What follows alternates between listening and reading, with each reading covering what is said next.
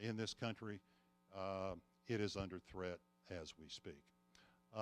I mentioned Mike Boettcher here tonight. Mike and I grew up about 40 miles apart in two small communities in north central Oklahoma. I've had the good fortune of following his career for many years. After he left OU, worked in the Oklahoma City market, then went to CNN, one of the first reporters when Ted Turner formed CNN back in the early 1980s. He's since worked for NBC News, ABC News. He and his adult son, Carlos, were embedded with the 101st Airborne a few years ago in Afghanistan. And out of that reporting came a war documentary called Hornet's Nest. Today, it is the largest grossing war documentary of all time. I tell people all the time that of all the journalists that have come out of this great state of ours, the state of Oklahoma, journalists of the baby boom generation, Mike Boettcher is by far the best. And so he will lead you in the discussion tonight and introduce our two great panelists. Mike? Thank you, Ed. I appreciate it.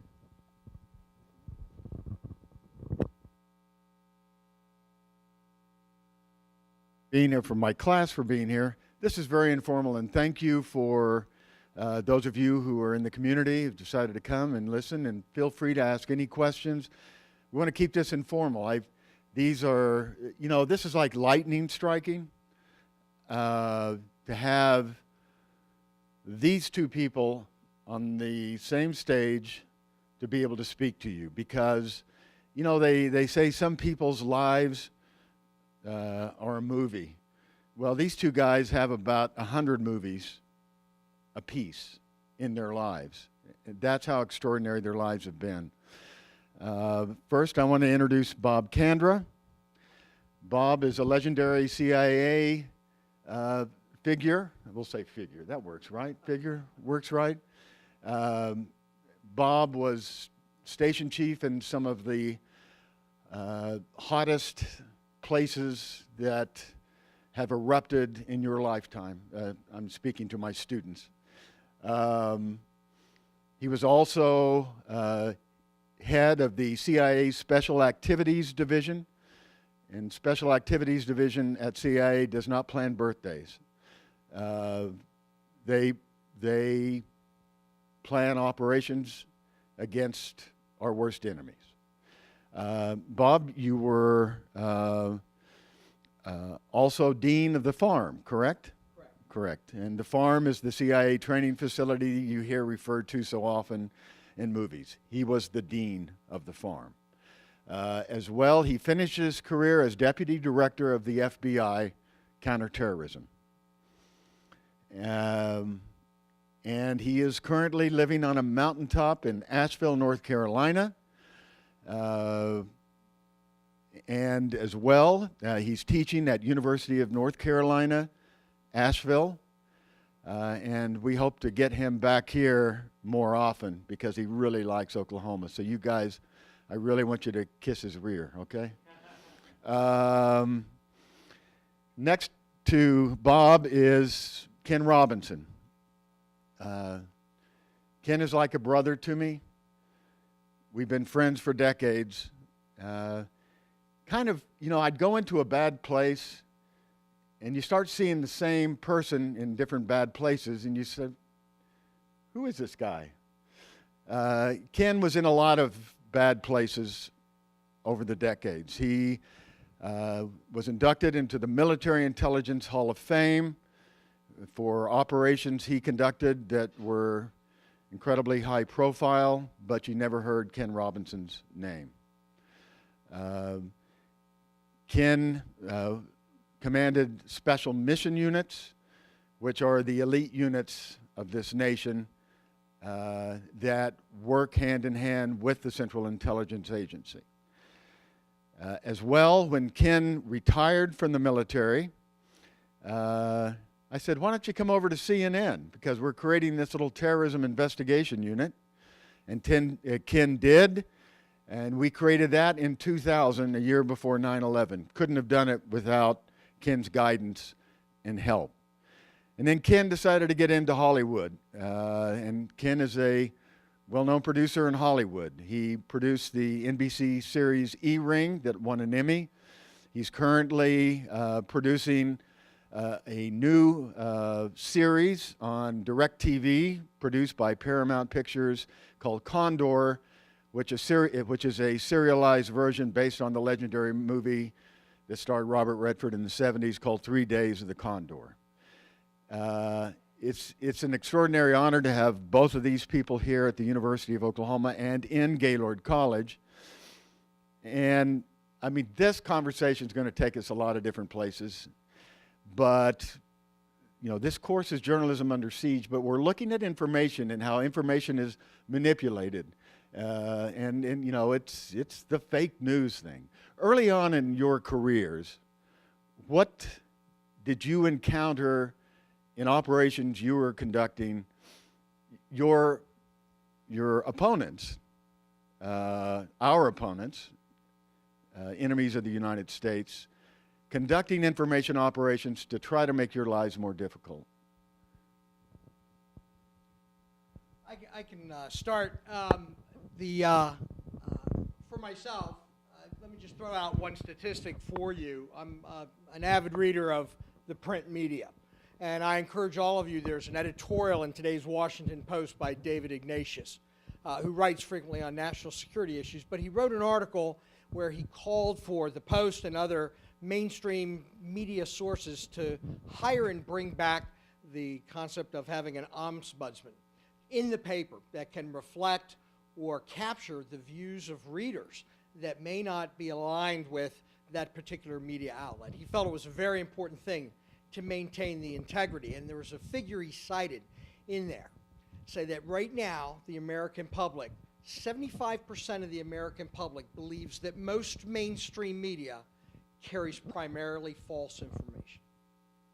Now, whether they see it as biased or whether they see the information being reported as false, out misinformation, 75% of the American public has lost or is right now losing confidence in what we would see as those traditional media outlets, either network media outlets, cable media outlets, traditional things like the Washington Post and New York Times. So it's a staggering number. In my class in North Carolina, the majority of all of my students get their mail or get their information from Facebook and from other different internet outlets. So let's talk a little bit. When I started in the CIA, it was during the Cold War years. So, and as you read, the issues regarding Russian involvement in our election, terms that most of the American public had not become familiar with, like compromat and active measures by Russian intelligence services, these were all deeply underway in the midst of the Cold War when I entered the CIA in the early 80s. So, in my postings to the Middle East, my first tour was in Damascus, Syria, and then subsequently to Bonn, Germany. The tipping of elections, or the fate of how a particular issue would be captured, or being able to use media outlets in Europe to shape opinion and shape information flow, was something that the Russians were always deeply involved in. Not so much the Chinese, but primarily the Russian intelligence services, and they were very adept at it. It was more difficult at that time because you either had traditional media outlets, like we have now, or you had print media that came out in books and other publications. With the advent of the internet, and I would say probably from the year 2000 on, the changes have been so dramatic, they've been tectonic. Right now, the three of us, you two in the front row and myself, we can start a media outlet right now that aggregates news, aggregates stories that we believe or want to say are correct, and put that out on the internet and touch 25 million people without blinking an eye.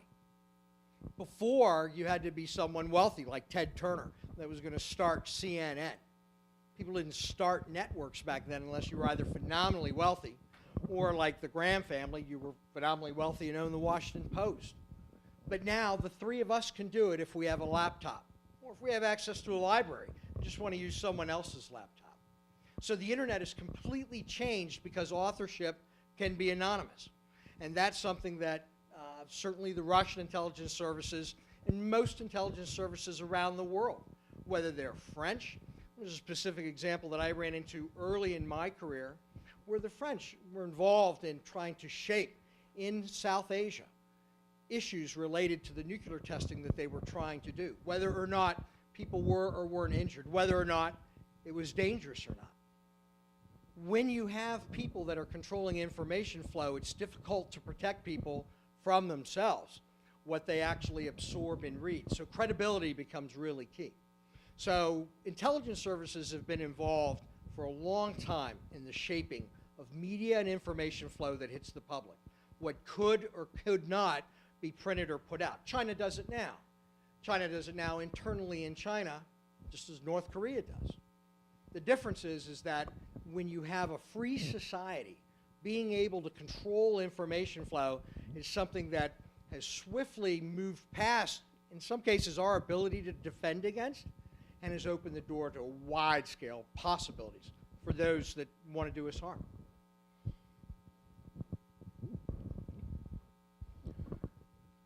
We didn't prep any of this. We intentionally didn't talk before we got here because we wanted this to be raw. And I've been sitting here the whole time trying to think of the most honest, fair way to answer the question. And I have to go to my own personal experience and come out from there. My father worked for 3 presidents in the White House, Eisenhower, Kennedy, and Johnson. And so the conversation that was around my kitchen table and the things that I was exposed to as a child were different than an average person growing up. And one of my father's best friends was a guy named Jack Bauman, who did the PDB for the president.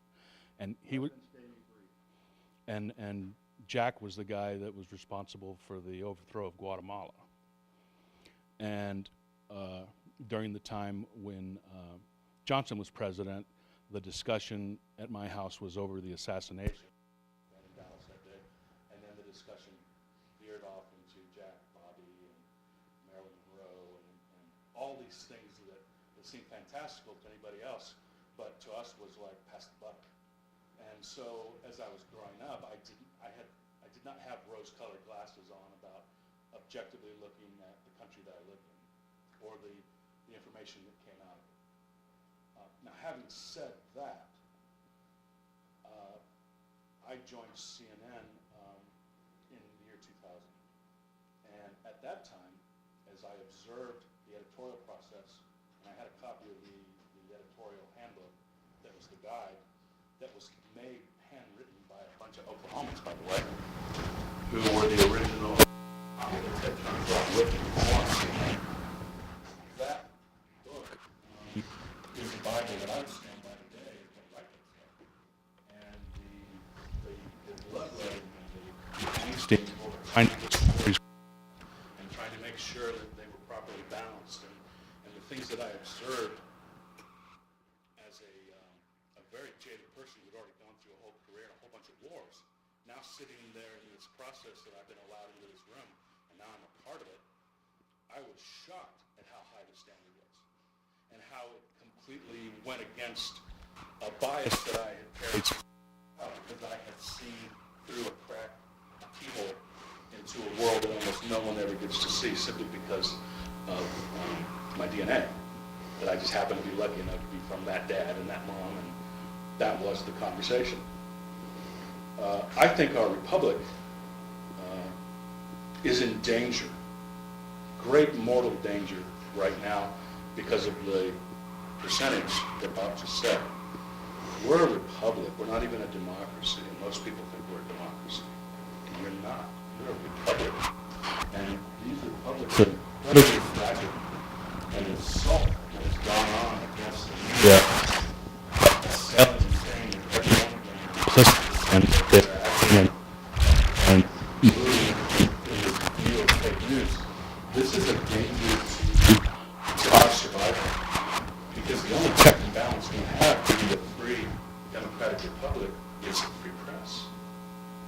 And we now have a president of the United States who continually, during the campaign, continually rallied against the press out of a procedure that was based on his behavior over the last 40 years.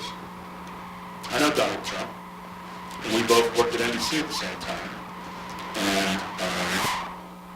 And this individual, who now represents the United States, did something extremely intentional because he planned to win that election. It was a complete surprise to that entire team that they actually were going to win. And when they won, they were in a state of shock. And I think my eyeline is being constricted here with the camera because I want to make a real point right now. And like when John Hancock signed his name really big so the king could read it, I'm saying the same thing about this individual because I know almost everybody who was on his campaign that were trying to work through this process and people that were advising, etc. And the thing that he has done and is continuing to do is doing great damage to the ability of this country to survive if we get another attack, if we get another major event. Look what happened with the earth-altering event of 9/11 and the laws that came out within 30 days. Mike Boettcher and I sat with the Associated Press exactly 30 days after 9/11, and we met with the world leadership of the Associated Press in Cincinnati, Ohio, I think it was. Mm-hmm. And you were on the Jumbotron over above my head. And I got asked the question there in that room about the laws and the powers of the president and what should happen. And everyone was wanting to hand away more power because they were scared. And the thing that I said was, this is not a time for the press to cheerlead. This is not a time for us to have little inserts of the flag flying at the bottom of the screens that appeared on every news channel, which is a form of nationalism, which is dangerous. And I said, this is a time when the oversight at the fourth estate has to be higher, not lower. We're not cheerleading on what's happening here. We're supposed to be watching and making sure that the price that was paid in human blood to get us to the point where we are should not be just handed away because we're scared. Because of the two oceans we're protected by, we are not in danger of invasion. We don't have a history of war in this country like that, just one big civil war. But if anyone is going to destroy us, it will be us. And one of the first ways that that will happen will be by the destruction of the fourth estate. The very reason why we're sitting here tonight. We've been your warriors on the front line of freedom for 3 decades. And good or bad, policies good or bad, at the heart of the matter was always good people. When there were failures, it was individual failures on the part of personalities. It was never institutionalized, like the DOD, the White House, the Pentagon, where there was a group of kludge of corrupt people that came together. Ridiculous ideas. There were individuals that had ridiculous ideas, and we have a democracy that is a republic, and we have a method by getting rid of them. But we only get rid of them slowly, about every 4 years. The fathers thought really smart about that to make sure that things didn't change too fast. Well, right now, in the last 18 months, things are changing at lightning speed, and it's getting so far beyond us. We're in a white noise right now where we can't even discern up and down and left and right.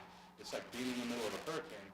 And at the center core issue of all of this is whether or not journalism is a legitimate form of a profession. Something that should not even be a question is now a question. And so the thing that we're all wrestling with is, how do we fix it? And we don't fix it by we don't sit back and just say, well, it'll work itself out. This thing's not going to work itself out. The law of unintended consequences is this thing could cascade. And who knows what we'll wake up to after the next it would be.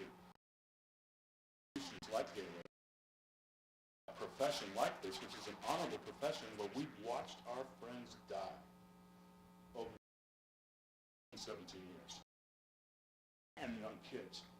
We have to protect this institution. I think that the United States produces that. I think that individuals fail from time to time because we're human. But today, and that very basic core things we just don't understand, like the rest of the world, like the difference between the religions and why people believe what they believe and why people commit to do what they do.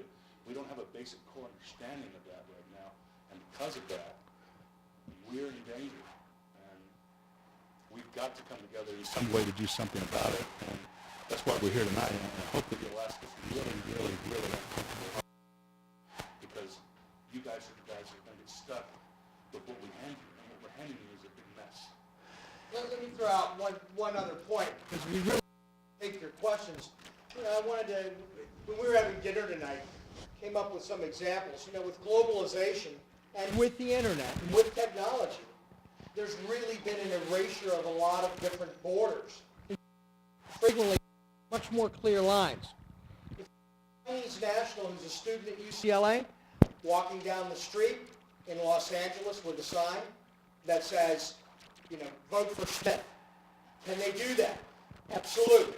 They enjoy the First Amendment protections and freedoms. Is it Chinese involvement in our election?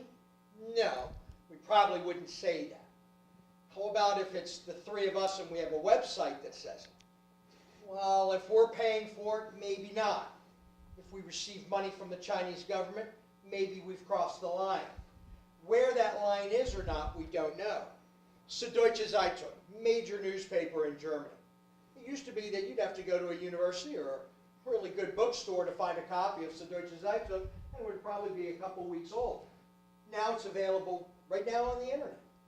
If they publish an editorial that weighs in one way or another on a current U.S. election, is that German involvement or tipping or messing with a U.S. election? These are questions that we didn't have to ask before when it was getting a newspaper, but it's a lot different when it's on your phone. So, you know, I'll tell you that one last thing is that, you know, and I think it's very important, the integrity in journalism, and this is a really important thing. I was very proud of my CIA service, and one thing in the CIA we used to always teach at the spy school when I was the dean there, and that we hold true is case officers that are overseas trying to protect everybody. And that is that what we say is the truth, what we write really happened, my word is my bond. I would say that those are three things that as a journalist, if you stick with that, it's really, really key. It used to be that when we go through the supermarket line and you'd see where Elvis was cited in Tennessee, and we'd say, yeah, that's the tabloid. And we knew that was a tabloid, you know, publication, and we didn't say, oh, well, that's fake news. We just said, that's a tabloid publication. The National Enquirer broke that barrier when they published the story about candidate Edwards and his love bait. So who is fake news and what is fake news? What is disinformation? What is the difference of opinion? The question of the media and who is the truth teller, that's a real question that the American public's asking and you'll need to answer. You know, I'm curious. I mean, you talked about the Ignatius article in the opinion piece in the Washington Post. Look, we as journalists have shot ourselves in the foot as well. I mean, we bear a lot of this, and people are confused, and we make mistakes because we're human, just like everyone makes mistakes. Let's hope that when we do, we correct them. But I'm interested in your perspective, being on the inside, in the CIA and all of these locations around the globe, with real-time intelligence, classified information, and then seeing the reporting. Now, how good or how bad are we out there in reporting these things? My experience has been that what we'll call, and this is, you know, you can help me define this term, mainstream media. Whether it's the Economist magazine or the Washington Post or CBS News, to pick just three, you know, just right off the top. I'm going to tell you that the reporting is very good. It's very good and it's very accurate. You do the similar things that we do. I want to make sure you know the CIA never pretends to be a journalist. We don't use U.S. journalists as sources.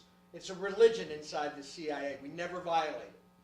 There are foreign governments that are going to believe that you are an intelligence officer at times because you're seeking information. You have sources of information. What I found is that you do very well Rarely have I seen anything out of the mainstream media. I see bias, which is different from misinformation or untruths. In the international media, or rather on the international reporting, I see a great deal of accuracy. For myself, it's been very rare, especially out of conflict areas, to see reporting that is absolutely either skewed, false, completely wrong, or way off base. May not have all the details, because some things are classified, but they generally have the story and can get to the rest of it. I concur. It's been my experience as well. The opposite of that, though, I'll give you an example. Michael and I were in Afghanistan. No, it's for you. I haven't slept, sorry. In 2001, and Mullah Omar's compound got taken down. We got a big trove of information out of a safe house that belonged to Osama bin Laden. And underneath and within it was his tape library. And his tape library was it was his institutional memory for the terror network. And we got there before Gary did. And the guy that was responsible at that time from the agency.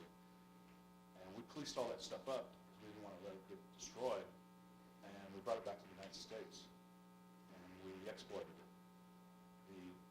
CNN. CNN. We exploited it. And it became known as Terror on Tape. I don't know if you're familiar with that, but it played out during that time period. Remember the golden retriever dog that had sarin rubbed on its nose and then it died a horrible death on television? No, too young. Well, this was a dog that died because they were making sarin gas in a camp called Durenta in Afghanistan, run by this guy named Abu Kebab that Mike had been chasing. And we had a big argument at CNN because the editors there didn't want to show the dog dying because they thought it was horrible. And I was now there, and I leaned in on the conversation. I said, it's not beside the point, it is the point. You don't ignore that. You show that. And you let all America get uncomfortable about it because the next time it's going to be their kids. They're making sarin gas, and they're doing it in a camp where normally a nation state does that. And these guys have advanced in their capabilities, and it's not our job to censor that. It's our job to show what's happening and then let it be contextualized so that America can make a decision about what type of war we fight against. And my argument prevailed, and it came on, and the piece went on to win a Peabody and a whole bunch of other awards, but it was a good piece of journalism. And everything that we'd scarfed up, we actually copied and gave to the government because we were at risk. We're at war. And CNN executives made that decision to do that. And these are the types of decisions that NBC has made, that the New York Times has made. They're not the adversaries that you think you've heard about. These are too, and they know the difference. Many times when they've been told, if you report that, someone's going to be in danger and be killed, and they've spiked the story themselves and not reported it. All the networks, I've known them to have done that over the years on request by someone in the administration. This never gets out, and what happens normally is an agreement is made of a period of time, and the time period that's agreed upon is an embargo period of maybe 3 or 4 days, and then they are going to go with the story, but it gives the government time to make sure that innocent people don't get killed in the process. This is the most gut-wrenching thing that happens in the media, that you as a reporter are going to be faced with. In this regard, is trying to decide, where do I point my camera, and what am I looking at, and am I doing harm? Find that there's enormous integrity in the profession of journalism that I've seen exhibited in war zones all over the world. And we all do have failures, and there are personal failures on the part of individuals. I've never seen anything systemic that looked like it was a cabal or a large group of people in the profession. It's not something that's within my experience, and if I did see it, I'd do something about it. But I don't believe it exists. For a second, what we've been talking about recently is You've been talking about fake news and the Russian assault on the U.S., the last U.S. election, trying to influence the outcome of the election. You, as a board member at National Defense University, held an exercise, and you posed the question, what would happen if the internet went dark? Either an enemy took down the internet or the government, because so much disinformation was coming in and our infrastructure was under attack, they shut down the internet. Can you tell us about that exercise and what would happen if it was just shut down? The exercise is called Cyber Beacon. It's done for the chairman of the Joint Chiefs and within the Department of Defense and the departments and agencies who have an equity in cyber. And this was Cyber Beacon 3. And participating in the exercise was the director of NSA and all of the stakeholders from the federal government who are involved in that within the military district of Washington.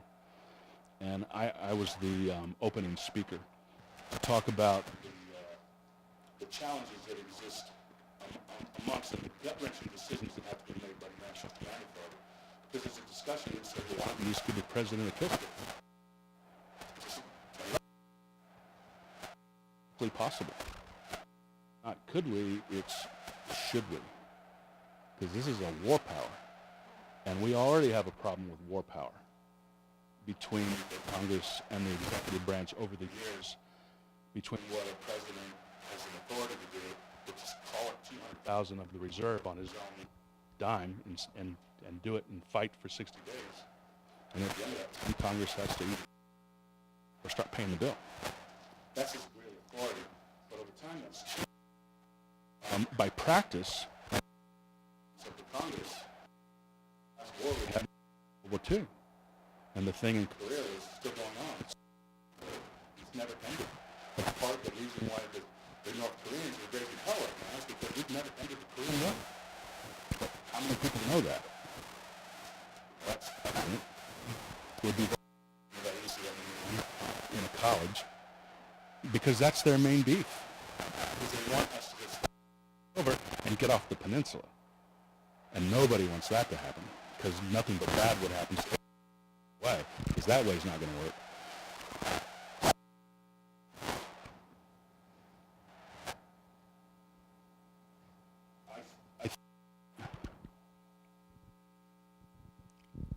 I think that the greatest challenge that you guys have right now, and I'm speaking specifically to the students, is to hone and create here your basic foundation of your ethos. What right and wrong looks like. And that has nothing to do with politics. It has to do with the ethos of the profession and of the importance of who you're protecting, which is a way of life. And then once you have that solid and you have that down, then keep telling it to yourself every day, because every day you're going to be challenged. Every day someone in your field is going to try to corrupt that and compromise that. And you're going to be given a lot of opportunities to become the star of the moment if you only say or do the following, as opposed to just sticking with what you've been taught and trained and what you know is right in your heart. If you do that, you end up at the end of your career like this.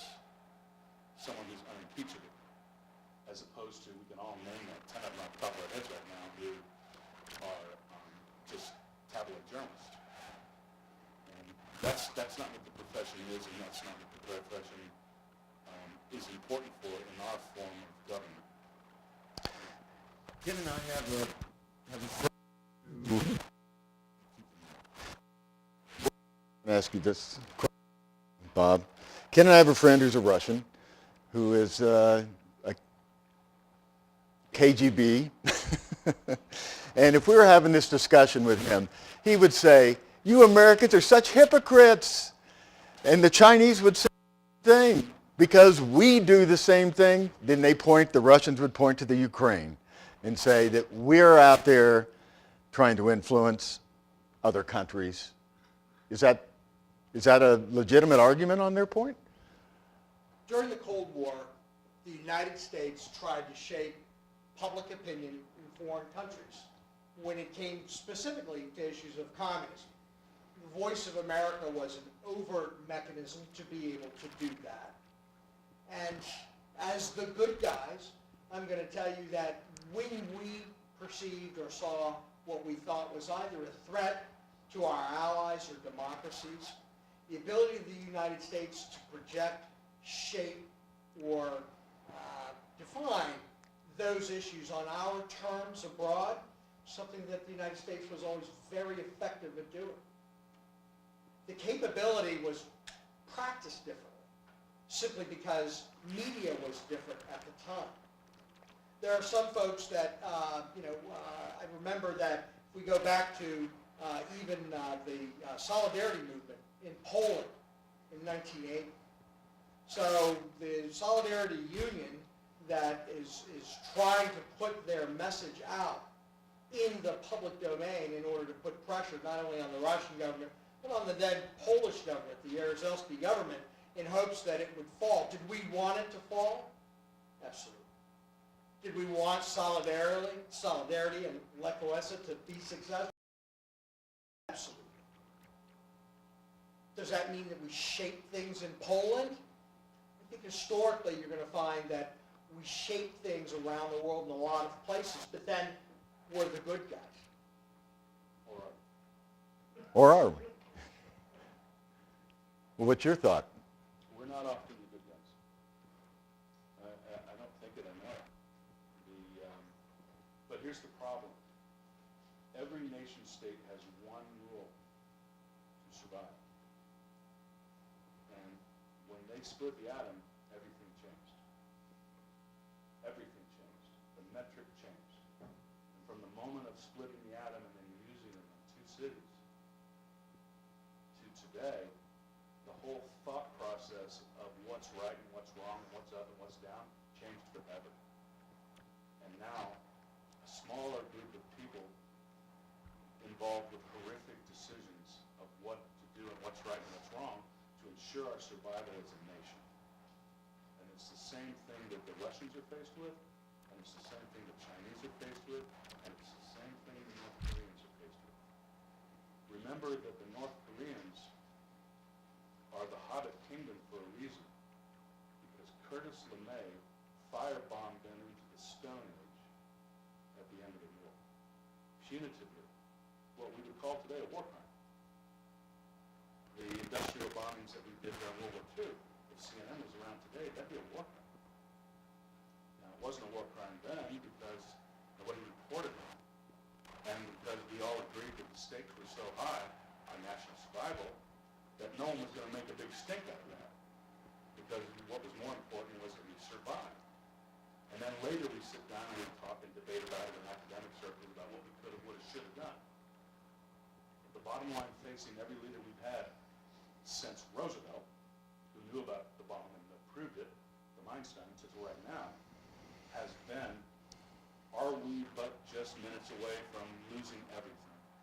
And so from that, all decisions come in terms of how we behave and our behavior in terms of the hemispheric, the Monroe Doctrine, which we aggressively pursued even more, and then we got into the 19th and 20th centuries, where we went to war over bananas, which became the Banana Wars, where we were more important to support the Chiquita Corporation than we were worried about, democracy in our own hemisphere. Same thing down in Suriname, a little country that has something called bauxite, and bauxite is used to make aluminum. And that country is important because it's a strategic mineral and we need it. So because of that, we've been fingering that place for years. Hillary Clinton said a lot of bad things about Putin during a time when Putin was having real trouble trying to solidify his own power and his own government because she'd like to see him go. He took that very personally. Why he got involved in the election, what he did, that was vengeance against her because he hates her guts. It's personal. The issues involved in Ossetia with the Georgia of encroachment, really take a toothpick and pull that stuff apart to understand the motivations about all the actors on each side and who's really playing us in the West and what is the East interest or what are its fears against NATO. And so that it's really easy if all you want to do is just wave the flag and say ma, pa, apple pie, and my country right or wrong. But if you do that, you move into like ignorant. Because that's not the world we live in. That's the world that is projected to you as a consumer society. To just keep consuming, buy duct tape, and let us worry about it. We got it covered. That's the position, because nobody thinks that a democracy this large can handle those types of decisions. And that's why the founding fathers said, let's spread this all out, and let's get some wisdom guys in office, and let's put them into Congress, and let's let them meet all the time, and we'll sort all that stuff out. Well, it's all gotten really, really dangerous, and the decision loop has changed now, and we're down to like 13 minutes of do we or don't we destroy the earth. And we've almost done it so many times that we don't know about it, where it's almost happened, and then it was pulled, push the button. It's almost happened so many times that it's out in the public domain. And now we have today where we have irrational actors on a lot of different sides, and the issue of nukes being thrown about. And so what's the job of a journalist? What's your job if you're sitting there in Washington and what you're observing is potentially being extremely dysfunctional and crazy? And do you write about that? Or do you sit back and say, well, that's not going to be popular speech, or it's going to be dangerous for me to do that? That's the problem today, is because people are targeting this profession in a way unlike any other time that we've seen in history.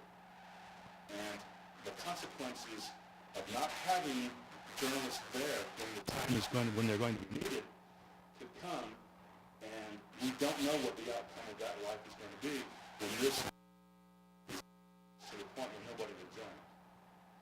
As an example of Syria, I'll give you an example. The Assad regime in Syria, that's a proxy of the Russians. The Assad regime were Alawites. They come from a tiny little sect of Shia. All of those guys joined the military. No one in the Syrian nomenclature, no one in the elite group of Syrian in society would let their kids go join the military, because that's what Alawites did. So guess what? One day, old man Assad said, I think I'll just take this kid. And he did. And there was nobody to stop him, because there was no one in the military but Alawites. There was no one there to sound the alarm or otherwise. And now here we are today dealing with this kid. And we're probably 3 presidents from now are going to be dealing with this guy. But you're not going anywhere. And it's because we are observing proxy war. And the proxy war is between Russia, China, and us. And below them, we have the proxy war going on between the Arabs, the Sunni Shia schism, and then over just power and money and oil. And if we can't find a way to tell these things in a clear, concise way to the American people, we're not doing our jobs, and we're not doing justice to the profession, because we just keep jingoistically just saying black and white, black and white, black and white, and that is not the case. But who's going to tell us? Where are the icons of the journalist industry today? Where is Walter Cronkite today? Who is that guy? I don't know. Who is it?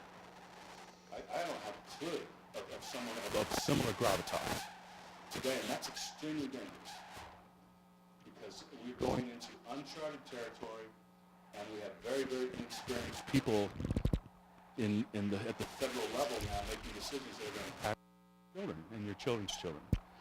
And in order for us to be able to do it and do it right, I keep hitting the same point. I know I'm beating a dead horse, but I'm going to keep doing it because I'm a Gaylord. And that is that we have to protect this institution, because if we don't, who's going to? I want to push back on one thing. We're talking good guy, bad guy, sort of thing. I believe Bob and you went to work every day, wherever you were, whatever hellhole you were in the world, thinking you were doing the right thing for this country. Am I wrong? Most of the time. Most of the time, not all the time. Bob?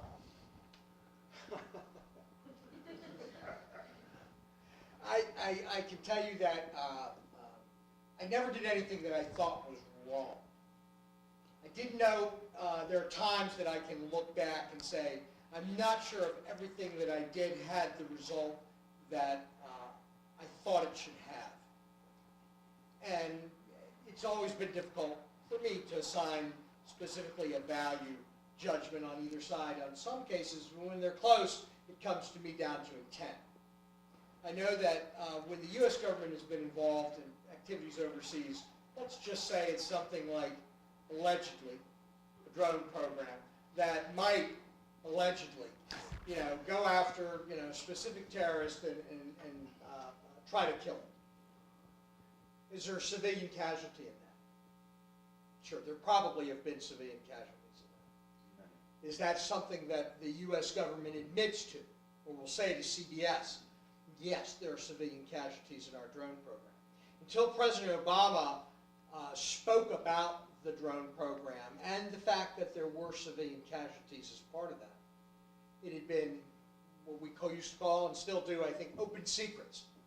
Those programs that are authorized by the president, perhaps reported on by the press, but officially denied by the United States government. None of which I'm confirming here tonight. But what I will tell you is that, for me, I think that percentage-wise, it was only on a very rare occasion that I even subsequently would ask myself, was that the right course of action? There were always, I can look back and say, certainly there were better courses of action to take, but I've been reluctant to go back and say those were wrong. Questions? Sir, Brian? Yes, sir. Thank you. You mentioned the. Could I ask a point of privilege? Yeah. When we go back and forth here, would you tell us who you are and what your major is? Sure. So I'm Brian Perlman. I'm a journalism student. I'm actually active duty Navy right now. He's a naval aviator. And I wanted to ask you. You mentioned the fire not being in public domain. You've been personally a member of the military, of the government, but also for the state. And so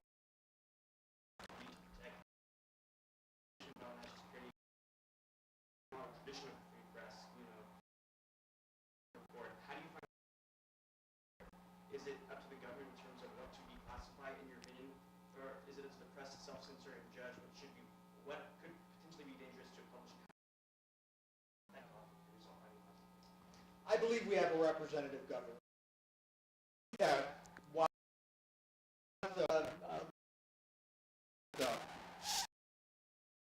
will change at any given time. That's why we have a lot. I think that the government should be the arbiter initially to protect the system that we have. Of almost any state to be able to deem that some information will only be known by a few. Information anyone, but that some information will only be known by a few.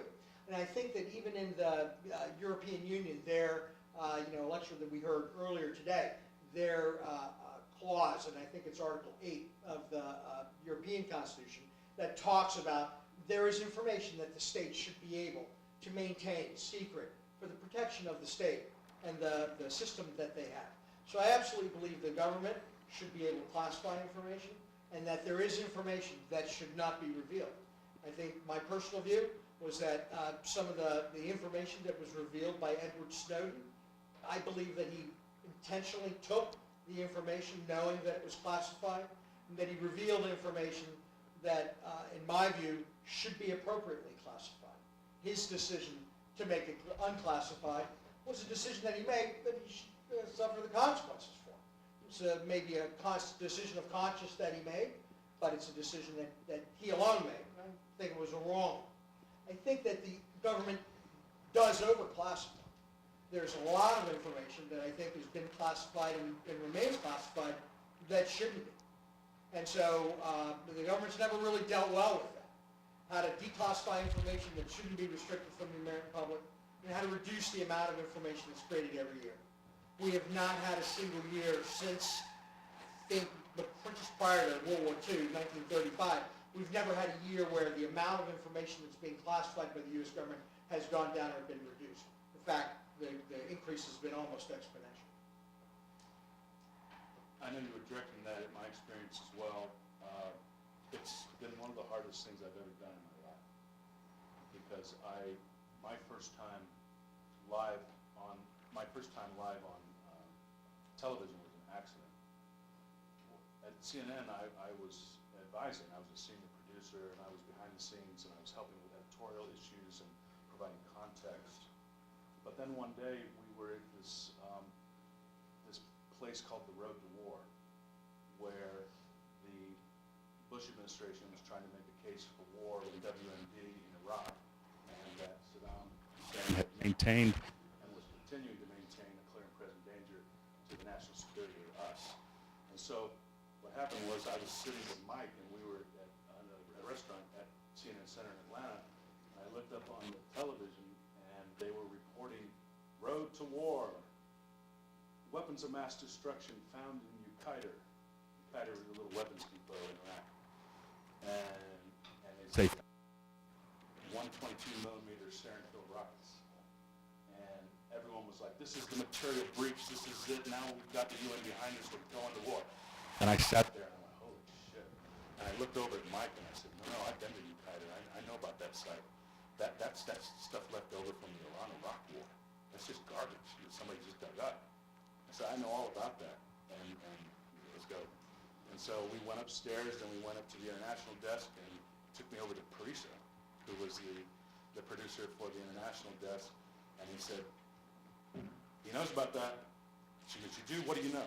And so I explained very quickly, and she goes, and they pushed me right onto a set, and somebody came over and they wired me, and I sat live on CNN for 12 hours, pushing back on the administration, who was saying this was the material breach that would give them a justification to attack Iraq.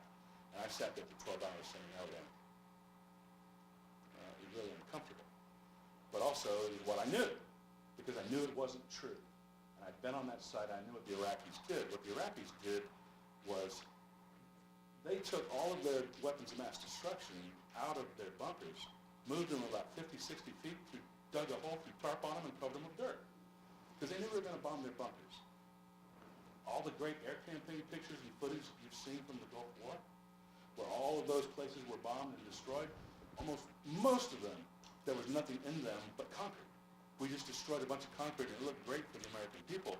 The munitions were off to the side because we later went back with UNSCOM, the United Nations Special Commission on Iraq, and with the most invasive arms control processes in the history of the world, and took a toothpick and matched production records of every round of 155 and 122 millimeter that had ever been produced. And then took the production records, the destruction records, and the degradation records and matched them against if there was a round and how much would it be left and how much potency would it have, and if it got aerosolized, how far downrange it would go. I mean, we spent millions and millions and millions of dollars, and we could account for all of it. So I took the adversarial point of view, and it wasn't popular because it wasn't what the administration wanted. What the administration wanted was a justification to go to war. All right, so what do? Do you want to get invited to the party next week, or do you stand up when something ain't right? I chose to go on air. I didn't chose, I was pushed. But by that time I was pregnant then, and then they started continually using me and sending me around the world. But I could give you 40 more anecdotals like that, war stories of times when you have that discussion. In my own head, many, many times I sat on the air in a place, and what I determined was what was my job description. And my job description was to give the American people context. There's not one time where you'll see me debating some chucklehead where everybody's yelling at each other back and forth. I never accepted that. I never did that. I only talked directly to the reporter and directly about what it was I knew. And I tried to put it in a context so that a viewer watching it could walk away from that and go, okay, I understand, and I can tell my friend. I tried to speak it at that level. And I did not go into opining into all the areas of stuff where I knew where all the bodies were. Well, are you saying the U.S. administration in 2003 used to bring us to war? No, they did not. What they did was they saw something that was in their interest, and that wasn't like the NSC sat in a room and said, okay, we know this is Uqaida and we know this is trash and we're going to now take advantage of this and blah, blah, blah. He just said, oh shit, there's something. We told you. And then off to war we go. And it was, so there's a difference. Like the W. Bush administration of Bush 43. Corrupt. They were ideological, and they had a certain view. And that worldview said, if you get rid of Iraq, the dominoes will fall, roses will be thrown at our feet, and the world will be great, and Jeffersonian democracy will come. There's one point I want to make that's really important to your question, okay, and that is this. And I bring this from my time in the FBI. I want you to know you're going to be faced with a very important challenge, all right, in this sense. If there's an individual in the U.S. government that has privileged information or has access to classified information, and you contact that individual and you say, will you tell me the details of ABC program? If he says, yes, I'll tell you that. You receive that information and publish that classified information. Can the FBI investigate? In the FBI investigation of that leak, what are their powers to do? Well, what they can do, because they know he had access to this particular information, or rather, more importantly, they know that Mike Boettcher published this information. Can they get a search warrant on Mike Boettcher's email or phone? It's possible. In the old Can they days, simply compare that against whether or not his number comes up on that? It's possible. It's policy. It was policy during the President Obama's administration and when Eric Holder was at the Justice Department, that the Justice Department would not seek a court order to be able to look at Mike Boettcher's phone. Are you insulated from being involved in the leak of classified information because you're a journalist? No, you're not. You're not. Any more than if the three of us get together and start up a newspaper tonight, that we can claim some privilege as being a journalist. Or whether you're a lone reporter and you have your own byline and you just put out a blog and you want to say, I'm a reporter, so I can engage in the leaking of and or publishing of classified information, which I know you would agree, there's information that should be classified. If you're a pilot and the details of the head-up display in your airplane, it's classified. Can you tell mom about it? Maybe. Can you publish it in the local newspaper so that the Russian government now knows the details of the head-up display in the plane? Probably not. And you'll probably be prosecuted if you do. And you'll be prosecuted if you publish it. Maybe. It depends on what extent the current administration or previous ones want to go after leaks. President Obama was very aggressive in going after leakers of information. But even then, they drew the line on whether or not they would specifically try to obtain a court order to get his phone number. But when you're dealing with a source, the fact that you're a reporter, that's not going to give you any immunity with the FBI. You'll go down for a federal crime, and it's 30 years in prison. So think about it. If someone comes and throws classified information over the door into Mike Boettcher's office at night, and Mike opens the door the next day and finds the details of the head-up display on the US F-16 jets, can he publish it? Yeah, he could probably publish it. And once it's published, it's no longer classified under the Pentagon Papers rule. Question is, would he do that? Or would he not do that? Well, you're the public. You paid for the head-up display. Shouldn't you know what it does or not do? He might argue to himself he should publish it, just like the publisher of the Pentagon Papers.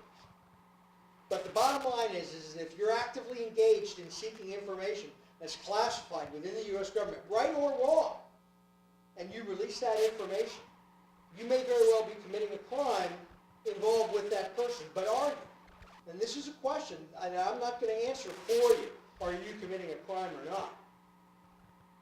But I will tell you that under U.S. law, it's policy alone where the Justice Department does not seek that releases that information.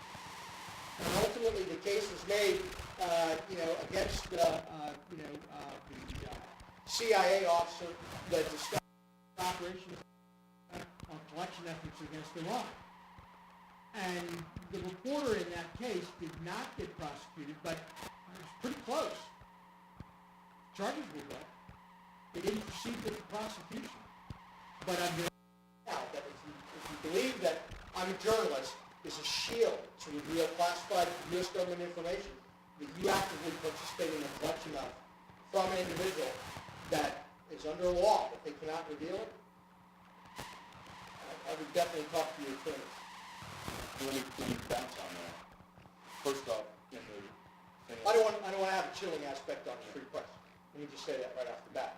I'm a law and order guy. What you were asking me earlier about, and what I was giving an analogy to, was not classified information that I knew. It was information that we had forgotten. It's a difference.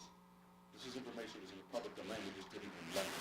And everyone now, there was this big, huge tsunami going, so let's now go to war. And I was like, on the issue of his suggestion of a head-ups display, let's say you're a journalist and you're doing a report on head-up displays, and every third guy that flips on for his head-up display, the plane crashes. And no one knows it, but that's the reason. But if you're reporting, you're finding that out now. And now someone has handed you those classified reports saying that this is the reason why. All right, now does the public have a right to know? Because guess who's not going to tell you that? The Pentagon. Or whoever. Because of the military-industrial complex. So now all of a sudden, you've got Sophie's choice. To me, it's an easy choice, if you choose to be a journalist. Hi, I'm Jeremy Cowan. I'm working on my master's. I'm old and I'm bald. And which brings me up the question. I grew up in the Reagan era, the Bush to Elder era, and I grew up in, and I knew they were not fond of journalists either. I mean, there's a reason Berkeley Breathitt in Boone County made his main character a reporter for the Boone County Picayune, to poke at the Reagan administration. And then before that to Nixon and Bush the younger. So when Trump came in, I was like, okay, this could be more of the same like that. But y'all, earlier when y'all started about how this is one of the most dangerous times, even possibly more than what it was in Nixon. Why is that? I'm not saying it's not or it is or it isn't. I'm not arguing against you. I'm just like, why do you think it is? What's the difference in this administration? Because it seems like they're just taking the same talking points that Nixon, Reagan, and the Bushes did. What's the rallying behind to make it even more dangerous for journalists? For journalists, you mean operating in your profession, or Yes, for yes. the news, for the media environment and the information environment? Kind of both, actually. Kind of like we see all this backlash against journalists now. What true journalist is that? Yeah, I mean, look, I'll tell you that from a standpoint of, you yourself, you face, legal jeopardy or whatever, that type of thing. I don't know how much difference is really going to be between administrations. The Justice Department is actually pretty consistent, and so is the FBI. And so far, they've been pretty liberal as far as staying away from, persons that are in media. However, the two things that I would say that have happened at just incredible speed, it's overtaken your profession, it's overtaken the United States, and I think, what's going on in the world, and that is simply this. Number one, who is a journalist? Who is the media? We had 3 networks when I was a kid, ABC, NBC, CBS. Then along comes CNN. Then along comes them. Then there's cable. Then there's, now, like I said, it's the 3 of us because we just have a laptop. Who is media? Who is the truth? Versus who has a view? And, so that's become much more diluted, I think, in today's era. And number 2, the idea that we have borders, we have physical borders, is eroded with just the simple fact of the internet. Where that person sits that publishes that piece that you pull up under that URL, whether they're sitting in a basement apartment in Lithuania or whether they're sitting in Alabama, you'll never know. You'll never know. That's the nature of the internet. That's the way we want it on the internet. And that's why there's a danger of, how do we protect people from themselves if they insist on going someplace to read that, Elvis is at the White House today. There's no way to prevent that. And there's no way to prevent a foreign nation from doing that. One thing that, please jump in, I raised with Mike last night.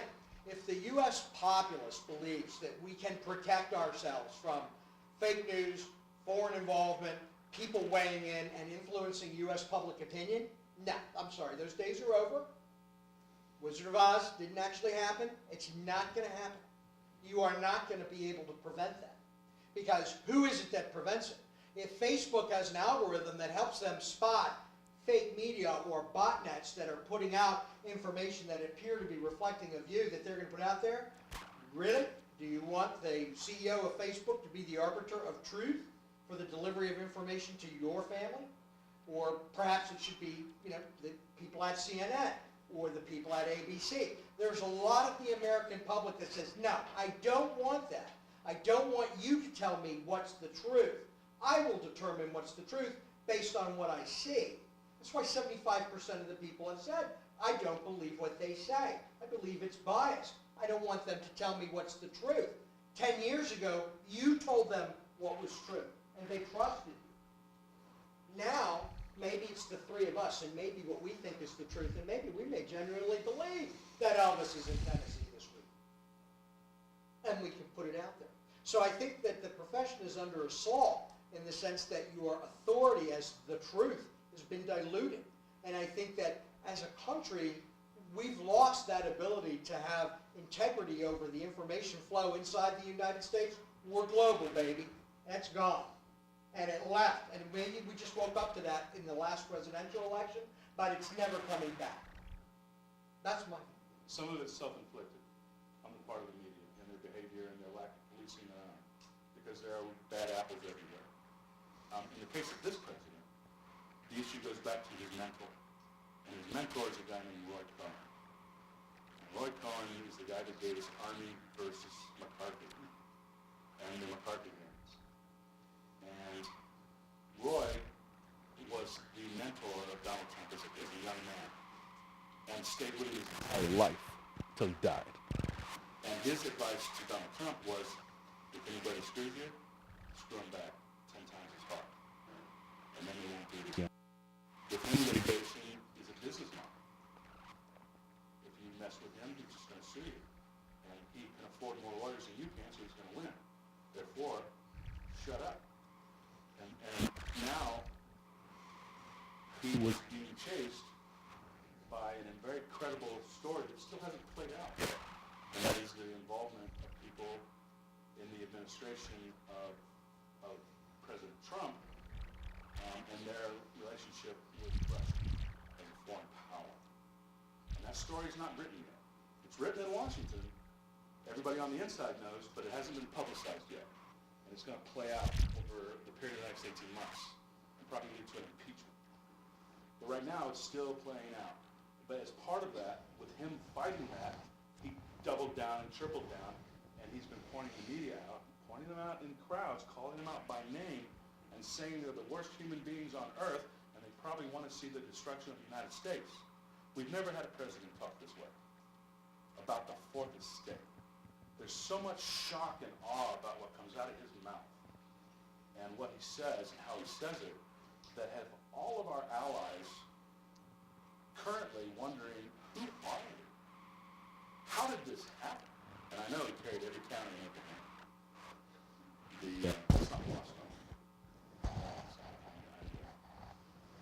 But I'm talking about fact. And if we're in a college and we can't talk about fact, then we've got problems. And the fact is that the things that he says and does are beyond the pale and are not consistent with this country, with our Constitution, or the checks and balances that we have, which is why the courts have fought him every step of the way, and he's lost almost every case. And it's why the suppression. You're not looking at a Democrat, by the way. Right? At 18, I was a registered Republican. Most of my life, I've been agnostic. I've been independent because I've been in the service of my country. And I'm an independent now. I call it like I see it, because I can list you every sin of either party, because neither one of them are good. That's the problem that we've got. But if we can't call a spade, then how are we going to get it fixed? And this case is unbelievably unprofessional and wrong. And unfortunately, he is the moral leader of our country. And he's saying that you, who are choosing this profession, are evil. And that you want to see the destruction of the United States of America. Those words have come out of his mouth. Yeah, he and Sean Hannity have a special relationship. But remember, this is another great problem with fake news. Is Sean Hannity news? Sean Hannity is not a journalist, but most of America thinks he is, because he's on Fox. He's a pundit with an opinion. Same with Bill O'Reilly. Bill O'Reilly is a pundit. He's not a journalist. The journalists at Fox News are pretty damn good. You just don't see them much because journalists are not what makes money. What makes money is the division between our two societies and stoking the fire of division and throwing crap at each other. And that comes from punditry. And that's what's made all the money. And CNN, after Fox News was created, CNN followed it and tried to mirror image it, and then went down the same rat hole. And it just got worse and worse and worse from there. And that's part of the things that have to be fixed. But journalistically, those are good guys over at Fox, and we know them personally, and they're great reporters. But the pundits, no. Wait, question back here in the back. Oh. Okay.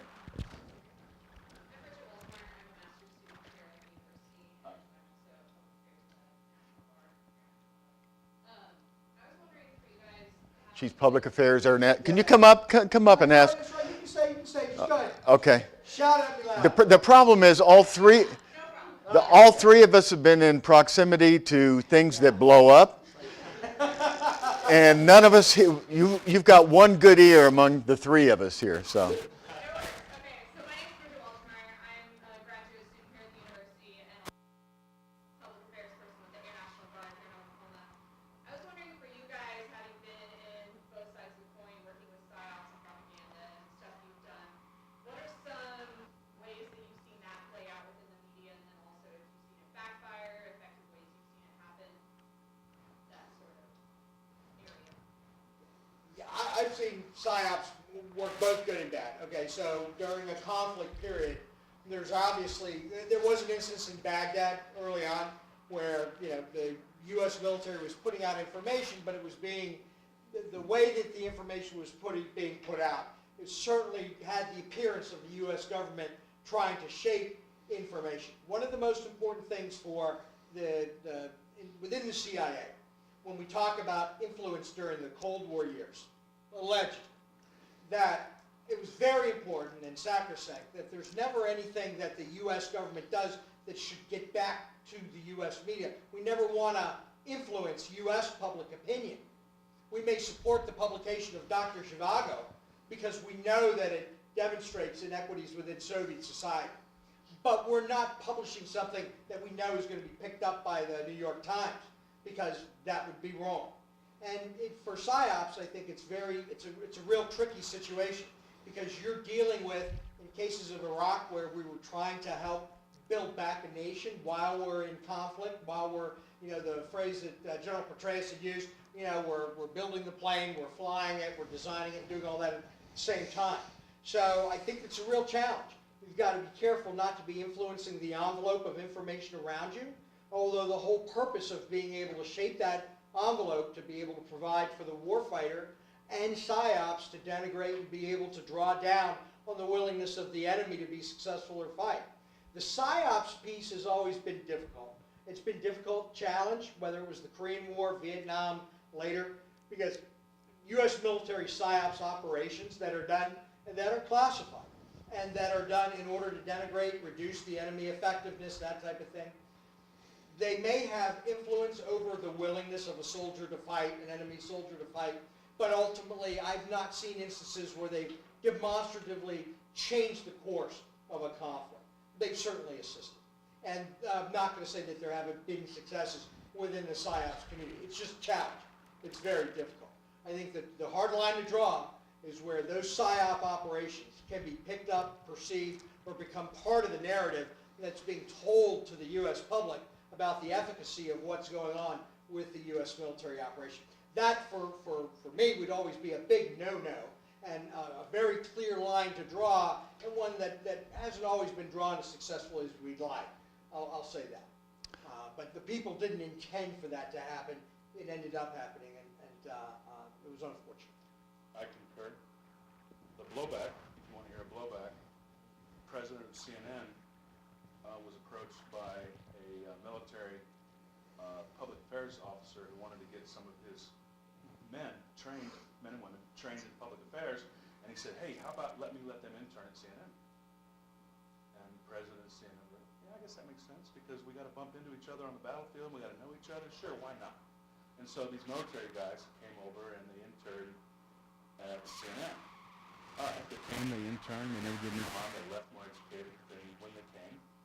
And a couple months later, you know, this guy's proud about what he did. Now he's at a PSYOP battalion, and he puts it on a PowerPoint slide. And it says so many guys were over at CNN training, and a journalist sitting in the audience went, huh? PSYOP, CNN, and the story went up, and it hit the flagpole. The lightning bolt came down that CNN was in cahoots with the CIA and psychological operations and manipulating, and the whole thing just spun into its own hell. And it was good intentions on everyone's part, but it was the road to hell because of that. And from that time forward, they created the firewall, which they should have maintained in the beginning, which they used to have, and which was in their own standards and practices manual, and realized that was a mistake, and came back out and owned it with everybody, and never again. And that's, we're harmed in a way, but we're also protected in a way, because we have to have these divisions, and we have to have some form of what right looks like, so we can all stand on an azimuth that's taken us more toward right than less toward wrong. It's extremely difficult, because now there are no borders. I got to tell one story about a PSYOPs operation that worked that I witnessed. So in 2003, during the invasion, I was embedded with Special Forces, 10th Group, 565, an ODA. That's the A teams you hear about in television and movies. And it hadn't been done, but you know, I'd covered military long enough and everything. We asked to do this, and they let me do it. So the U.S. forces are moving north towards Baghdad. Basra in the south was a real problem. And the British, that was the British objective. Our little 12-man A team, and I was number 13 covering them. And it was a blessing and a curse covering that as a journalist, because the good news is you're going to be the first special operations embed. The bad news is you can't report anything because it's secret, you know. But I saw them, there was a big problem taking Basra. The Fedayeen, Saddam's crack soldiers, his top of the line, were holding their ground there. And what my team did, there was an A-1 Abrams. They went out and they had the tanks go back and forth, and they were recording noise. Then they went to the north side of the town with a Humvee with a big speaker on it and started blaring the tank noise. The Fedayeen all moved to the north side of Basra, which opened up the south, and the British were able to attack and take Basra. And that one little PSYOP operation worked. A second one happened that hasn't been reported. We'll report it right now, because why not? In the north, we had the 5th Corps of the Iraqi Army. And the 5th Corps was the threat that was going to come down and potentially counterattack as we took Baghdad. The 5th Corps, we were very concerned about it, because in the middle of a fight in an urban area, and all of a sudden you have a corps come in and surround you, we could have had one of those Bastogne situations, and we were really, really worried about it. At that time, I was embedded with the commander of the Ground Forces Land Component Command. We were the only cameras. CNN had a team, me and two other guys. We were the only people there with cameras. But we had negotiated an embargoed media event where we would document every single thing that happened in the war from the time the president said go until we figured out when we would decouple from that. And my orders were I couldn't report anything. I could just document. And then we would come back and cut it later after the fact and then make a report out, which we did, called Inside the War Room by CNN Presents. See, Mike Betcher was the reporter on Mike there. Betcher was Yeah. the guy on that. Not anyway, while we're sitting there in the headquarters, we're sitting there recording, and a friend of mine who happened to be commanding Delta is up in the north doing the exact same thing because of the success of the operation in Basra. And they have a PSYOP thing, and they're playing those speakers back and forth, and all of a sudden, guess what happened? The 5th Corps surrendered to like 30 guys. The 5th Corps of the Iraqi army was like, I surrender. And the commanding general was like, they only get this out to the other forces. More forces would fold up and we would be able to get this war over with and save more lives. And I'm sitting there like, I can do that. And all the generals turned around and looked at me and I said, I'm embargoed. I said, did you lift the embargo?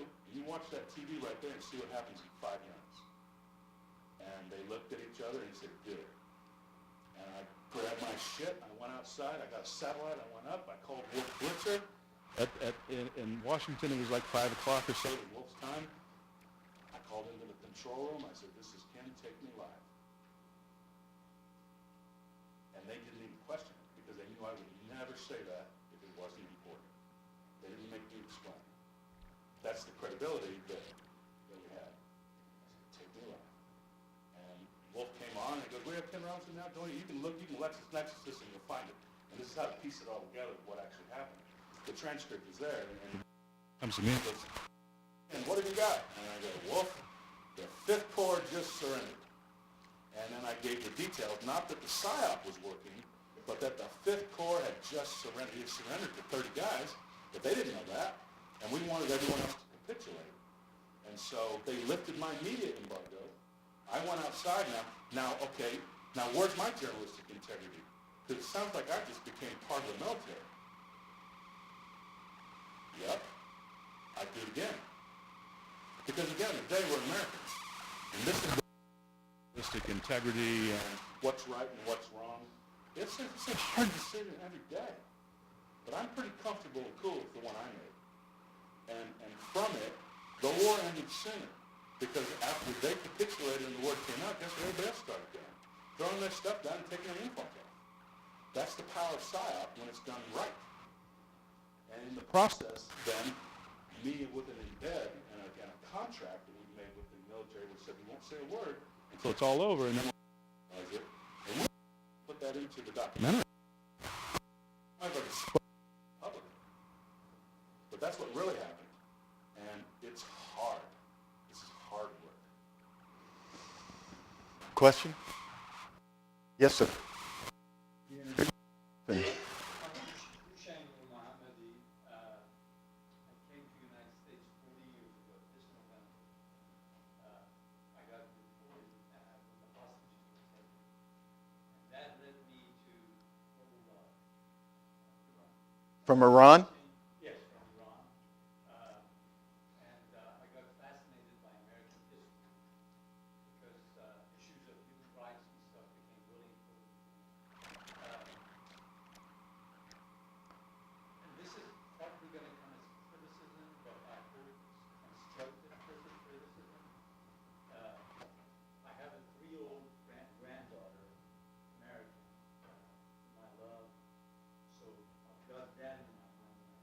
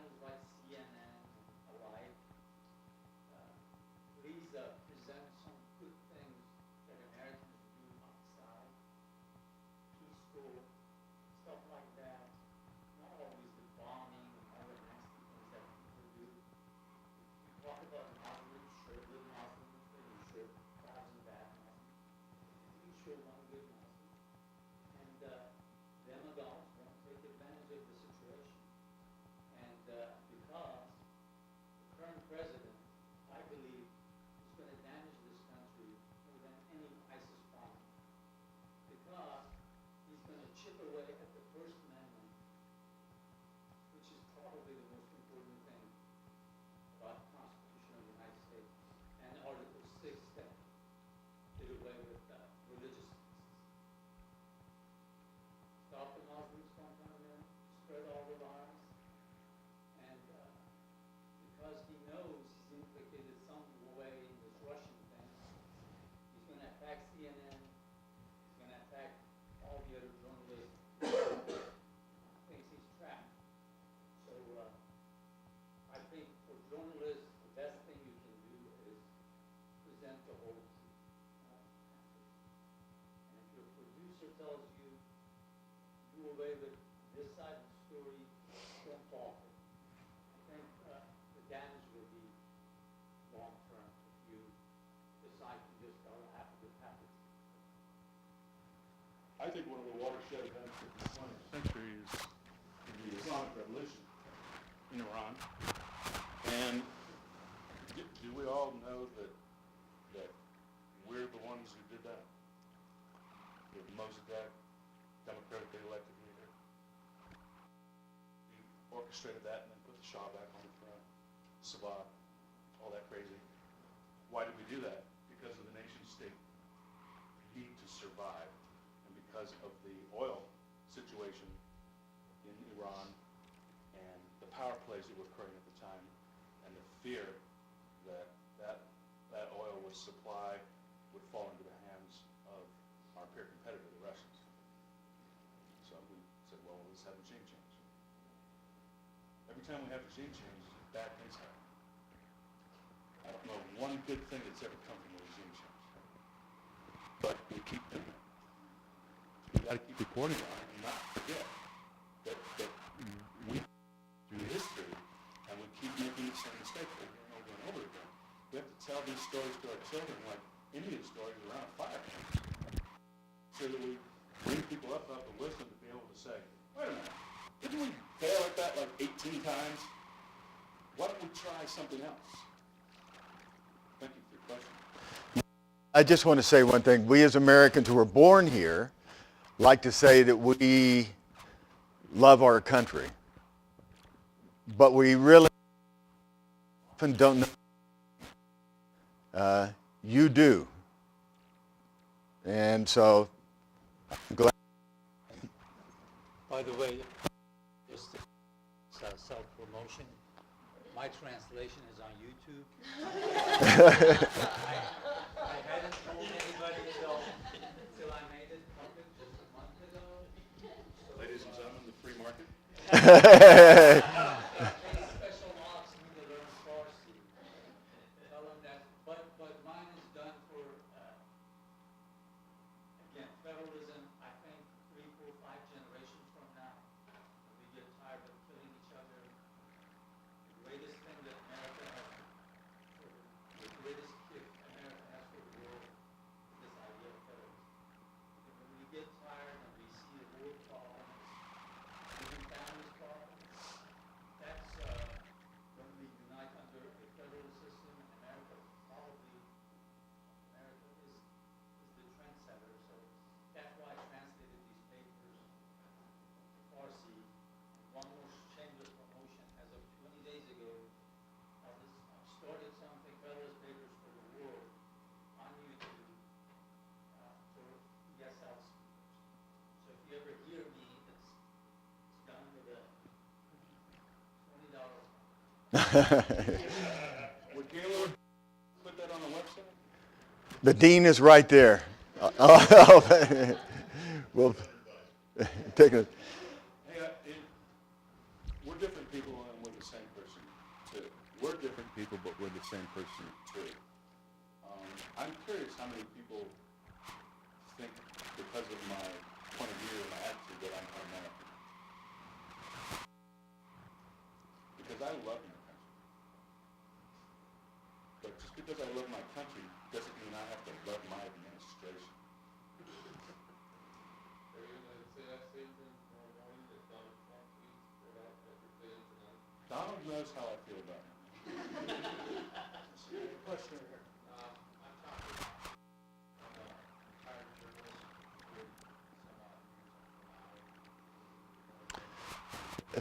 Just hold on, just a second. He's not just like any journalist.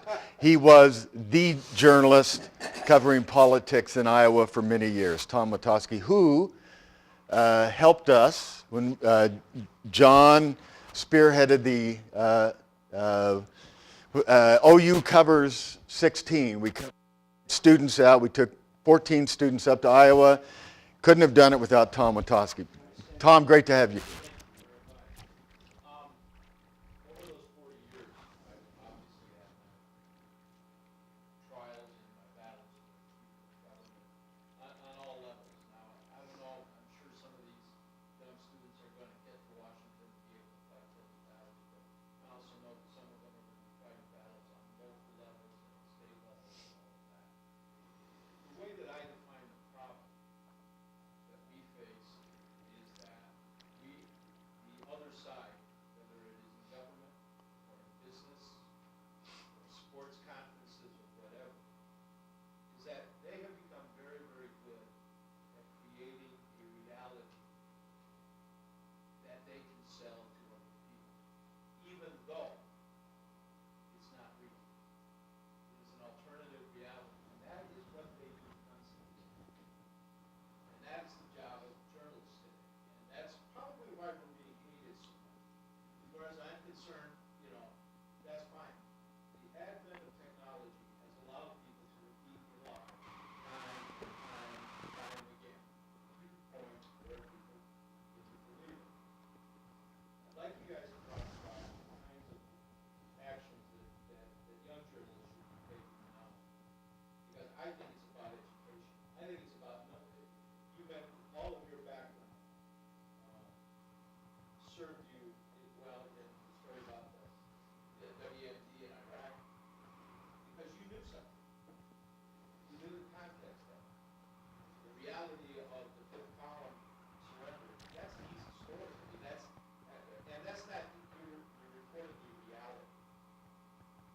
You're not really reporting something that you control or something that you saw. Talk about the kinds of efforts that government, particularly at that level and with this current administration, are taking to just create a reality that doesn't exist. For one, they're talking straight to people.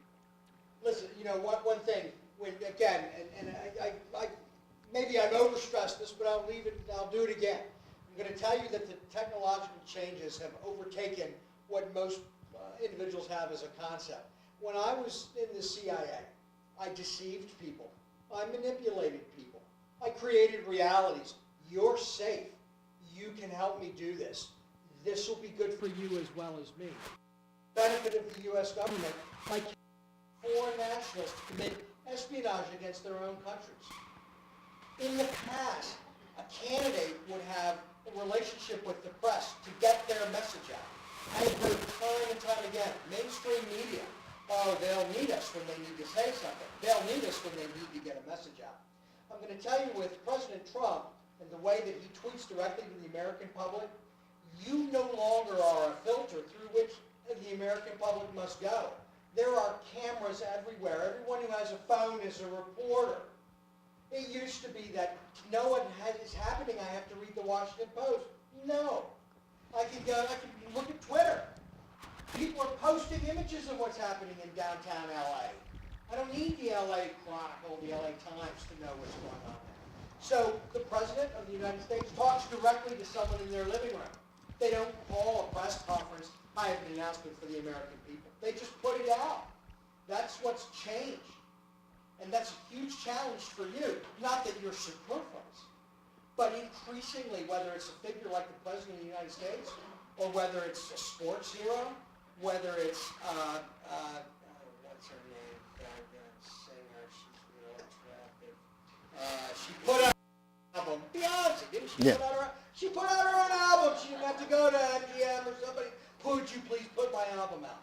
She just posted it out. So the role that you play, you have to define the role that you're playing. And right now, that's one of the biggest things that I see, is I see political leadership and everything have changed the dynamic on media. They just go right past the media. They go straight to their public. and they go straight to them through the social media platforms that are now available to all of us. So it's a free market economy, do better. Yeah. You've got to provide something that I can't get myself. Own your work, do better. I have a question for you. I mean, we like to think as journalists that we make a, and this is for Ken, make a difference. You're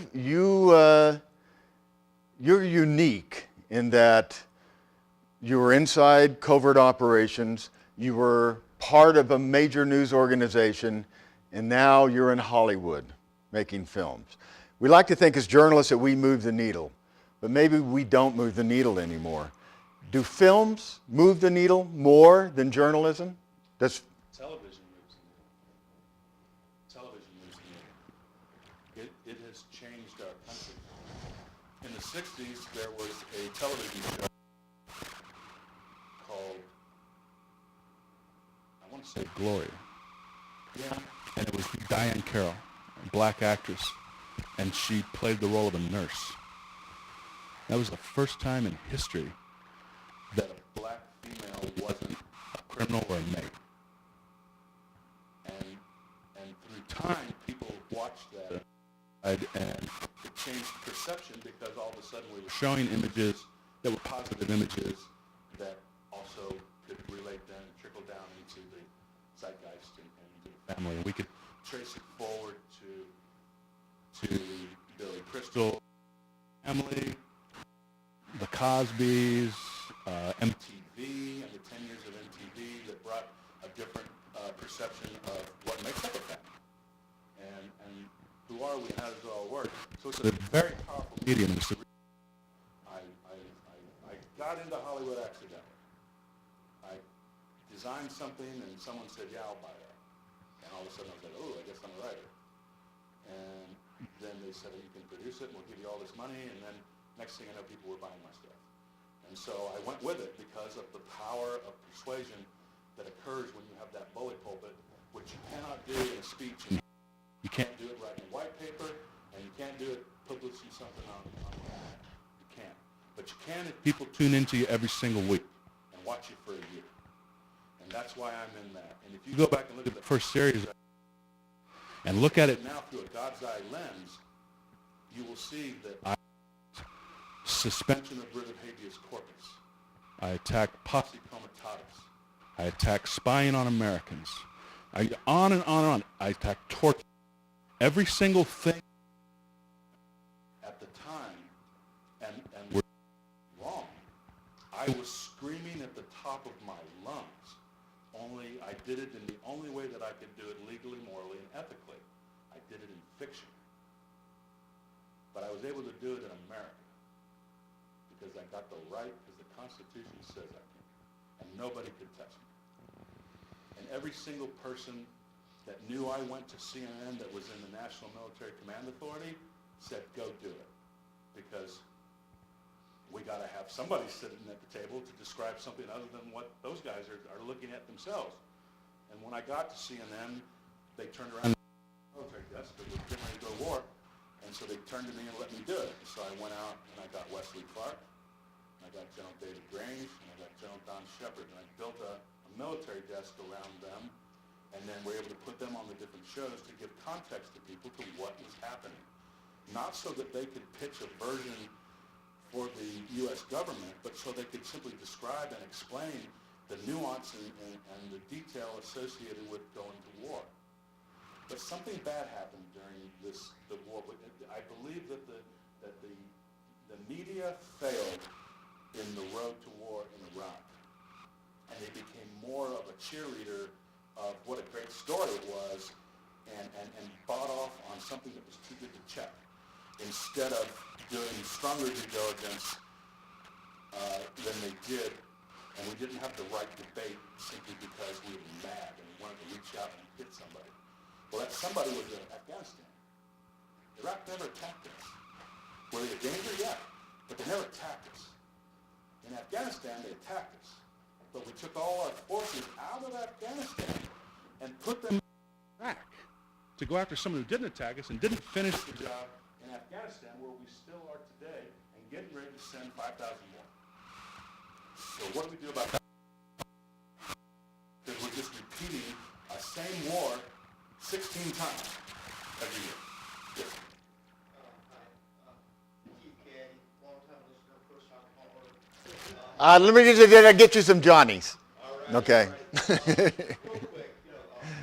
kind of a subtext running through all this conversation. We all grew up in an environment defined by a good war, right? World War II. Yeah. And the relationship between the press, the government, consumers, we're told, and these gatekeeping institutions, related networks, they all come out of that. And now that's passing away.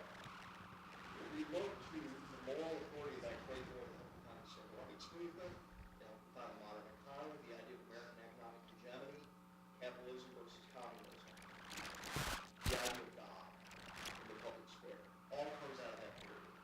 What are we supposed to root in now, as journalists, as reporters, as Americans, to define this world going forward?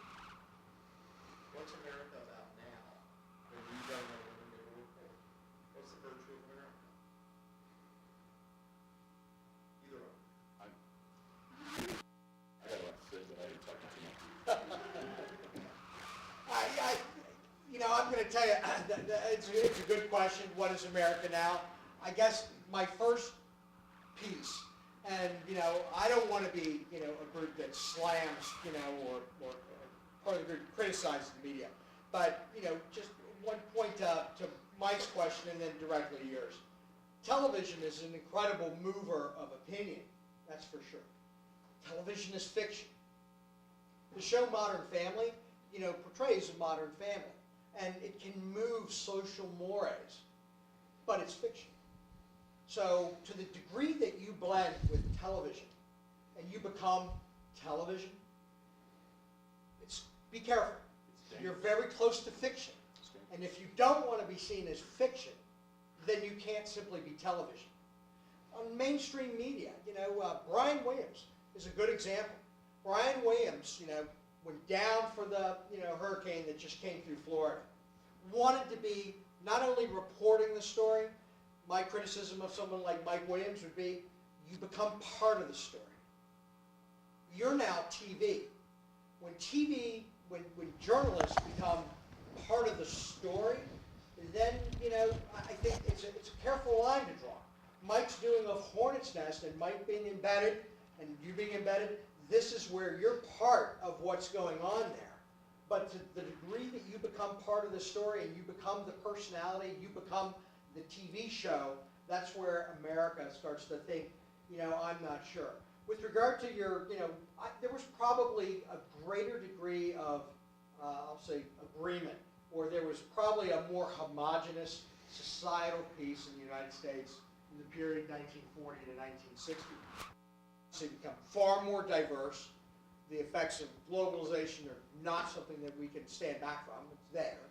And media and travel have so interconnected so many people, so many different values and viewpoints, that there are people that feel like what they hold true is under assault. And they've responded to that, saying, I want God in my public space.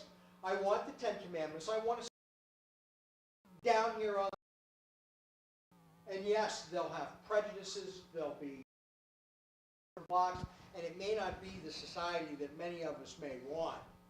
But I can tell you, when I look at my own family and everything, and where do they ground their roots, they tend to be pretty sliced white bread traditionalists and fairly conservative. Do they not like things they see? Absolutely. They make judgment calls inappropriately many times, all the time.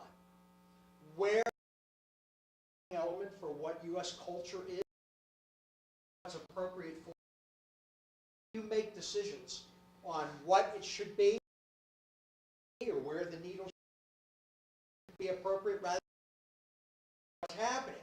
If you're interviewing and they very much want to be part of their state flag, and you won't interview anyone who believes it should be, and are only interviewing people that believe it absolutely should go, there are people that believe it should be there that are going to absolutely tune you out rather than reporting, there are views on this. It may be appropriate to weigh in and say, but be careful because versus the reporter. So that's the challenges. I think pluribus unum. Don't forget it. We need to remember our roots of how we became a country and what we find something somewhere else. And I don't subscribe to the mythology. There's a lot of came over on that boat that did some silly stuff too.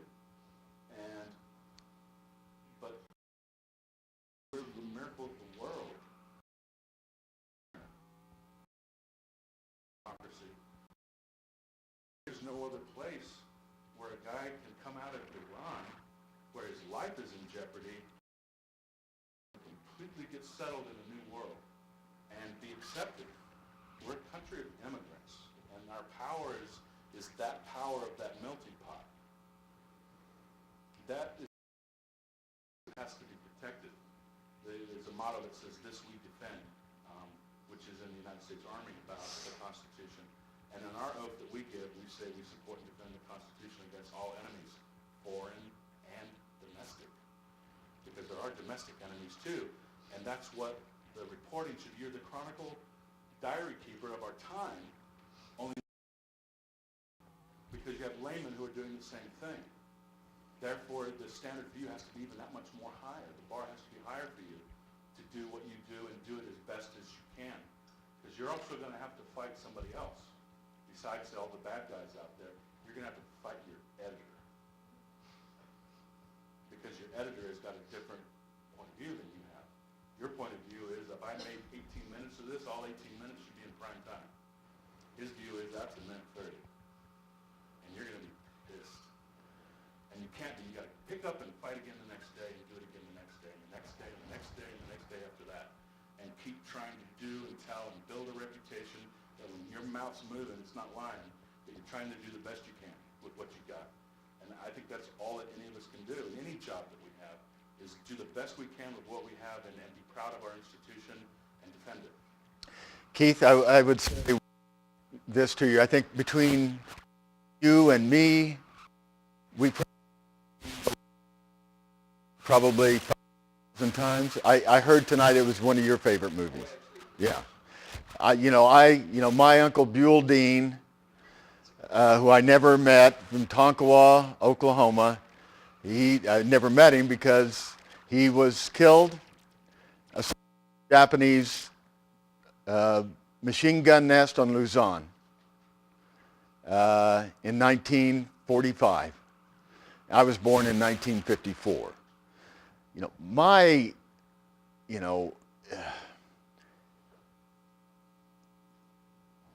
I'm rooted in this country by that sacrifice, by World War II.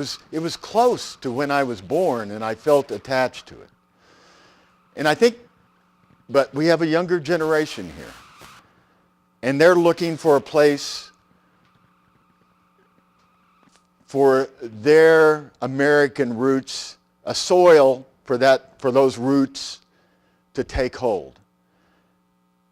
And I think that question is better addressed to our younger audience here, our students, and maybe the answer is right there in front of us. It's not movies, it's not films, it's not wars, it's words written on parchment instead of the United States of America. Mike, if you let me finish for this a minute, actually also keep in behavioral science and use yourself with Gaylord, so I think John and I have done some work together. There's a storytelling that goes on that's personal and brings trust. My grandfather was one of Halsey's tin can sailors, okay, in Halsey's time too. And one of his brothers was I got raised by these men and women out of this here. I was really 51. But getting raised with the approach and having a great uncle, the Holocaust didn't happen. Well, I rolled up in a tank to Buchenwald. Trust me, it happened. And we know what to do with fascists. We shoot them. This is what I was raised with. That you fought for freedom. You fought for freedom. You fought with words. You fought by other means necessary. It was clear and it was defining and it echoed for 2.5 generations forward.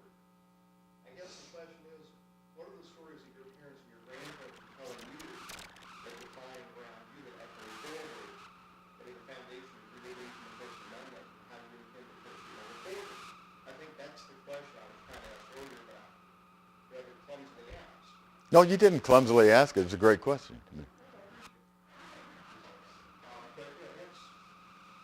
and ask that question.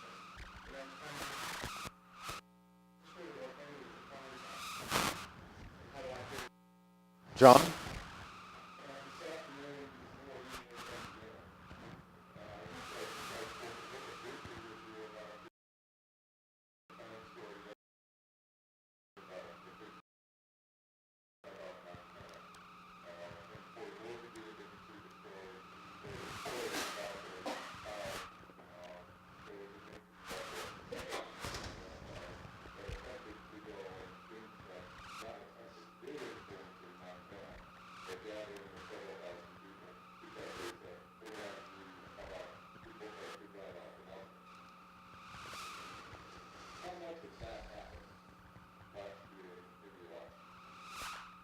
You mean how much of, you know, to go ahead and do that? Yeah, it's very effective. It's very cost effective. I think it was $100,000 worth of media buying Facebook.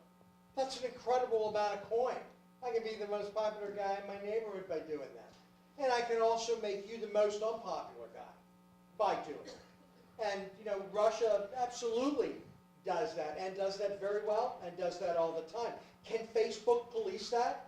Well, you know, it wasn't Putin that was writing the check, and it was certainly, you know, a company and a cutout company or whatever that was actually doing it. I've heard, you know, again, what I would call sloppy journalism, ties to the Russian government. What does that mean? Does that mean that it was funded? Do you have where it was funded by the Russian government? Are you implying that it was funded by the Russian government? You can say, if your sources say, this was an FSB or an SVR operation to specifically do whatever, then report it that way. But there's a bit of innuendo in that article by the New York Times. There's innuendo that it was ties to the Russian government. So, okay, my sister doesn't know what that means. She works at the Home Depot up in Stewartstown, Pennsylvania. She's not sure what that means. So she walks away from that article that the Russian government went ahead and did a media buy in Facebook. Okay, so can they do that? Facebook sells internationally. Facebook is a global company. They sell to whomever wants to put money into Facebook or into a Facebook piece. They have customers in China, customers in Angola, customers from the Congo, customers from Brazil. Which ones shouldn't they take? If we don't like Russia now, and believe me, I'm not a fan of Russia. I'm not a fan of the Russian intelligence service. They're evil. Just like Dr. Evil, they're evil. So did they do that? Absolutely they did that. Did it change the election? No. Maybe it did. Maybe it didn't. Maybe it changed votes. Maybe it didn't. But what I'll tell you is that the global community of thoughts and the ability to shape and change that, I would say the ability of you to control that, not that you specifically want to control that, but the ability to sift out those that we think are bad actors is gone. Yes, they absolutely did that. Will Facebook no longer sell to the Russian market unless a Russian buyer can prove they have absolutely no connection to the Russian government? Well, if I'm Russian, you know what I'm going to do? I'm just going to fly to Rome.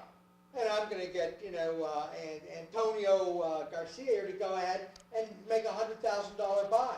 I'm going to let him set up a company called the Ace Tomato Company. And he'll make a buy from Facebook. You'll never know. So back to the. Not that I would do that.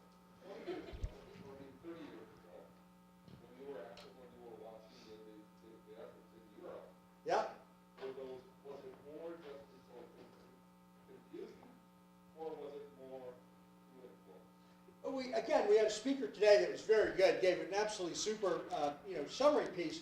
There are times you can put out things that are simply disinformation, okay? Putin was born in the Congo, he's not really Russian. That would be disinformation. Then there's things that you can put out that would be, to denigrate. Putin is corrupt. He has most of his money in the Congo. Maybe he has most of his money in Russia or in France. And so there's disinformation, there's twisting information, there's information to influence. The way that information can be weaponized is almost limitless, and only by your imagination, to the extent that you can drag down other people, push opinion in one way or another. And what I'm going to tell you is that while during the Cold War it was a very easy thing to say we don't want communism, to be the system of government over governing most of the planet. It was a decision we made, and it was a good one. Hamas was elected. I can tell you that, there are certainly individuals that feel as though if there could have been something done to prevent Hamas from being elected, would that have been a good thing? Hamas is a terrorist group. They weren't going to have a free and fair election. They threw the election in their favor. Are there people, there in the West Bank and in other places that maybe wish that somebody would have weighed in on their side to ensure Hamas didn't win? I could give you an argument for why that would be worthwhile to do, because Hamas kills people. They're a terrorist group. But they're also an excellent social services organization. Yeah, they're a good social services organization. So, and who is the arbiter of this? Now, does the U.S. government make those decisions at times? We historically have. We like this group. We don't like this group. But do something about this group. Nope, those guys are good. We like them. Can you make them win? Is that doable? In the older days, it was harder. It's hard. You can either sow enough disinformation. You can say if you go to the vote, you're going to get the flu. So you don't go and vote because you don't want to get the flu. You actually have people there at the voting booth. Okay, so maybe you're going to turn away a bunch of voters. There are kinds of things, mischief, that can be done well. What I will tell you is that while, I'm sure the owner of Facebook and, Jeff Bezos and, all these guys are very, very smart. If something is done well, you'll never see it come. And they do it well. Right now, they've identified this $100,000 buy, and Facebook is like, dab. Should they have stopped it? Should they have seen it ahead of time? Perhaps, did they allow themselves to be dupes? I'm sure that Mike can tell you, and you yourself know, Murkowski, how many times do you have to wonder, is there a politician that's using you to shift or portray a story that's not accurate? All the time. And knowing that you may very well put it out because you want sources of information inside the government. I mean, the official government leaking, and we've seen this. We've seen this where, we're sworn to secrecy.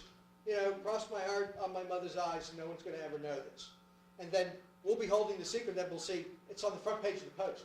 And it'll say, according to administration sources, and we're like, OMG. Leaked by the White House. Yeah, and it'll be like, I thought that whole, allegedly, anything going on to support people in Syria is supposed to be like really secret. Well, if there's an administration that feels as though I need to get something out there that I'm not sleeping on the issue of Syria, somebody whispers in Mike Boettcher's ear. If Mike publishes that, is he being used? Not. Is it out there, and so now the pressure is off the administration for not doing anything in Syria? Sure. So if you're going to be used in that sense, what's the difference if I'm sitting in Angola? Well, if I'm an Angolan, we don't want people, foreign nationals, and people that shouldn't involve themselves in our elections.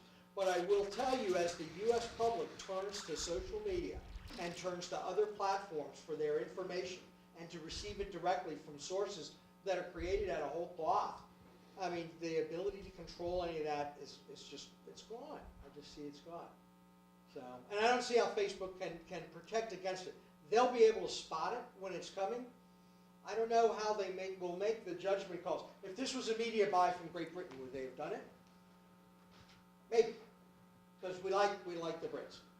I'm not real fond of that pie thing they have, but we like the Brits, and so maybe we would have done that. If Angela Merkel had put in a piece, that was saying, I really believe that the climate is getting warmer. We need to do something about that, and whatever. Is that shifting votes toward a more liberal Democratic candidate in the United States? Is that Angela Merkel getting involved in our elections? Are we not going to take? We probably would not take a media buy from Angela Merkel. Would we take a media buy from Süddeutsche Zeitung? Would we take a media buy from Volkswagen? Because they want to improve their image in the United States after the diesel scandal? And it's a business. Ultimately, newspapers make money. Ted Turner, how many years did he lose money? I think he lost money, right? Oh, at the beginning. He lost tons of money. He was paying people like Mike Boettcher tons of money. Oh, yeah. Ultimately, Can I tell you what I made he in made that? money, right? He make money off. 1980, I was making $24,000 a year as a CNN correspondent. Right. It's about what you guys are doing. Yeah. And so the bottom line is newspapers, they primarily now, I think print media is a loser coin. Magazines, if you're not online, you're probably going to go under at some point. And, if you're online, it doesn't cost you anything. The profit margins are huge. Yeah. Yeah. Mike, if I could, it seems to me that one of the really key changes in this, as you recall, Bob, it was a lot easier to read in the early 80s. Yes.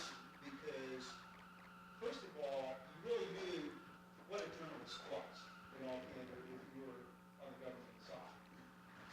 And the journalists also had a reasonably good ESV because they had some understanding of context. They typically had sort of a north, south, east, west compass that guided them. Not being necessarily critical of everybody today, or not being sort of some teaser, but it was pretty simple because you knew if you wanted to get the message out, and the journalists trusted you, and you trusted them, you could go to the New York Times, the Wall Street Journal, or really the Post of the Times, and you snap. And you could talk to them, and if you said, hey, this is your background. Your name wasn't in the paper the next day. And then if you wanted to go off background, they weren't. And if you look at it now, it's a really confusing thing if you're a serious journalist. What's that mean? If you're trying to do a good job and you're not a small p political, how do you do that? Combined with the fact, quite frankly, and I mean as a monologue, look at what happened last July in Turkey. Okay? Yep. That would have worked. I mean, that was straight out of the manual of how do you do a coup, except one key difference. It wasn't 1996. Social media has truly changed this landscape. Yeah. I'm saying it's a good call or a bad call. Personal opinion as to whether it was a good call or a bad call. The national interest of the United States. Bottom line though is, the way that played out, the Turkish plotters seized CNN Turk. They didn't seize, they seized the state TV network. Nobody watched that, you didn't shut down the internet, and as a consequence, Erdogan could mobilize his supporters and also individuals who legitimately said, wait a minute, isn't Turkey of the 1990s or the 1960s? We want to be a democracy. And so even individuals who opposed Erdogan, because the word could get out to the people, and they mobilized. So it's a different world. Look at what happens in countries that have elections. Really,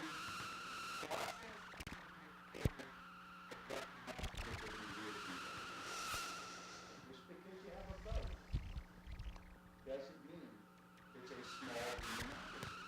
And that's one of the big things. So his observation is, we narratives. It shouldn't be frozen in time, but what matters.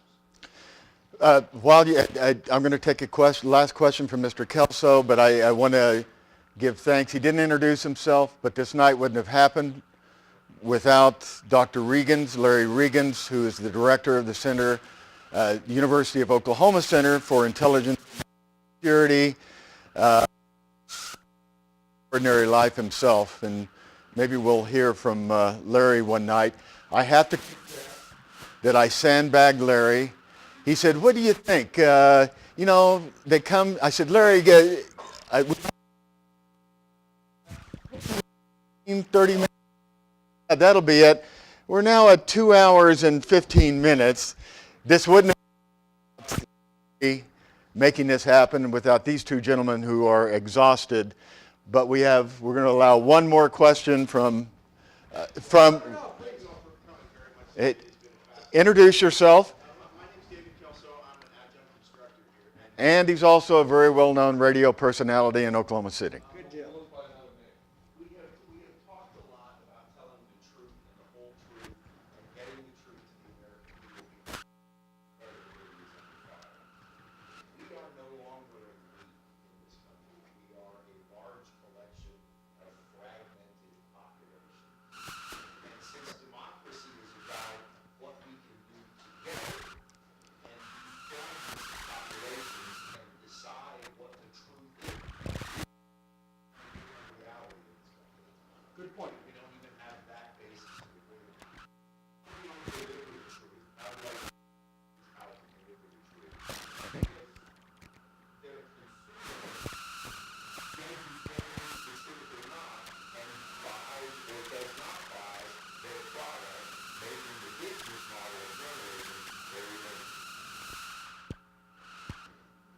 best advice would be work to eliminate the perception of bias. To the degree that you, because we were sitting at dinner last night, and I gave to Mike Betcher was this. So here's 2 lines, okay? President Trump stated that he was not going to remove his son Jared Kushner from his position of advisor to the White House because he had full confidence in the advice and performance of his mission that he's doing. Versus, shockingly, President Trump continues to hire his son-in-law, Jared Kushner, who now currently has a lawyer, despite his performance in the White House. Okay? There was the individual sitting next to me said, "That's what I hear." And when I hear the latter, that's it. I turn that off. I say that's bias, untrue. And what happens is, what is actually bias, which I would say remove the adjectives and focus on the direct reporting piece. But when those are in there, that sounds either judgmental or leading or partisan. And we all have biases. We bring those to whatever we do. But to the extent that you have that in there, there are people that will remove you from their repertoire. You need to build audience and gain audience, not lose it. And to that extent, those individual groups are tuning one way or another. I think, Mr. Kelso, one thing I think that I don't know how to combat is that when people seek out the news, all my sister listens to is, news channels that carry the brand that are the extremist views that she has. She doesn't just go to the other outlets that are there that aren't untrue or so overly biased that you can't. Or that type of thing. But to the extent that cable news reporting has become more biased, I'm not saying true, but biased or overtly biased. I remember watching the Joe and Mika show on MSNBC. Used to love the show. I'd get up early, I'd watch it. But it's become, it seems to be, it's almost a daily show with a common theme. So now I tend to watch like CNBC. I think we disproportionately give too much credit and power to the cable outlets.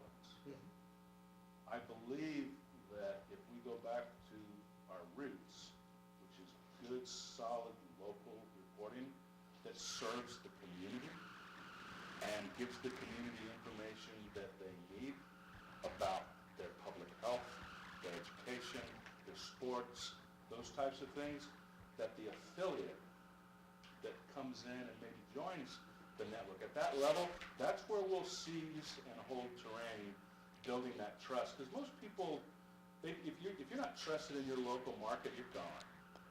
And what we have to do is kind of do what Reagan did.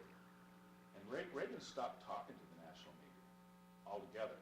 Now, Trump's version of that is the tweet, but I don't consider 140 characters to be talking.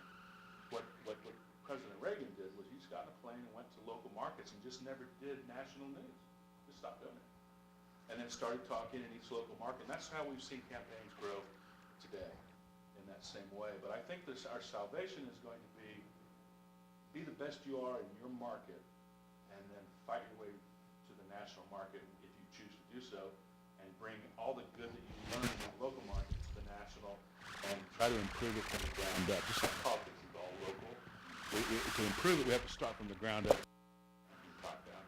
And we are inundated in an information warfare environment of white noise, and we've got to be able to cut through it. And there's no better way to cut through it than integrity. And that would be my closing comment. I'm going to give John the final word, but I want to say one thing. This has been an extraordinary night in the life of this university. You got your money's worth, because you sure as hell did. These two extraordinary gentlemen. And after hearing this, I have a lot of people who come to this college who want to do sports. After hearing this, to be out there in the big game of world politics, world conflict, reporting on national security, reporting on threats to this country.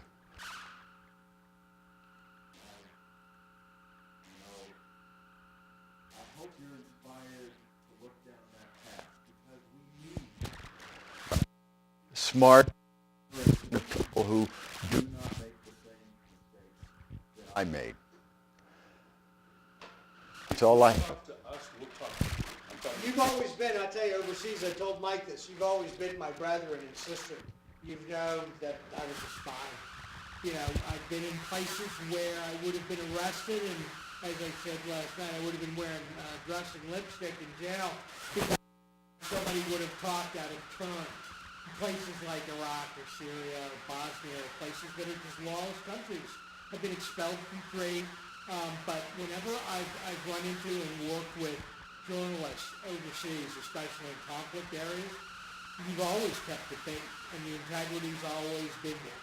And for that, I've always been very appreciative. I've never been done wrong. We'll talk. Got it. Yeah. If you want it, wants to do it.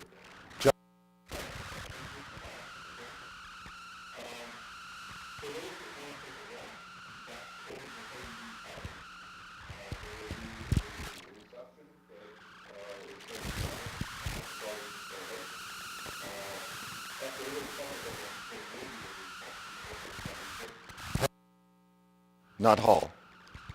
He said Huntington Hall.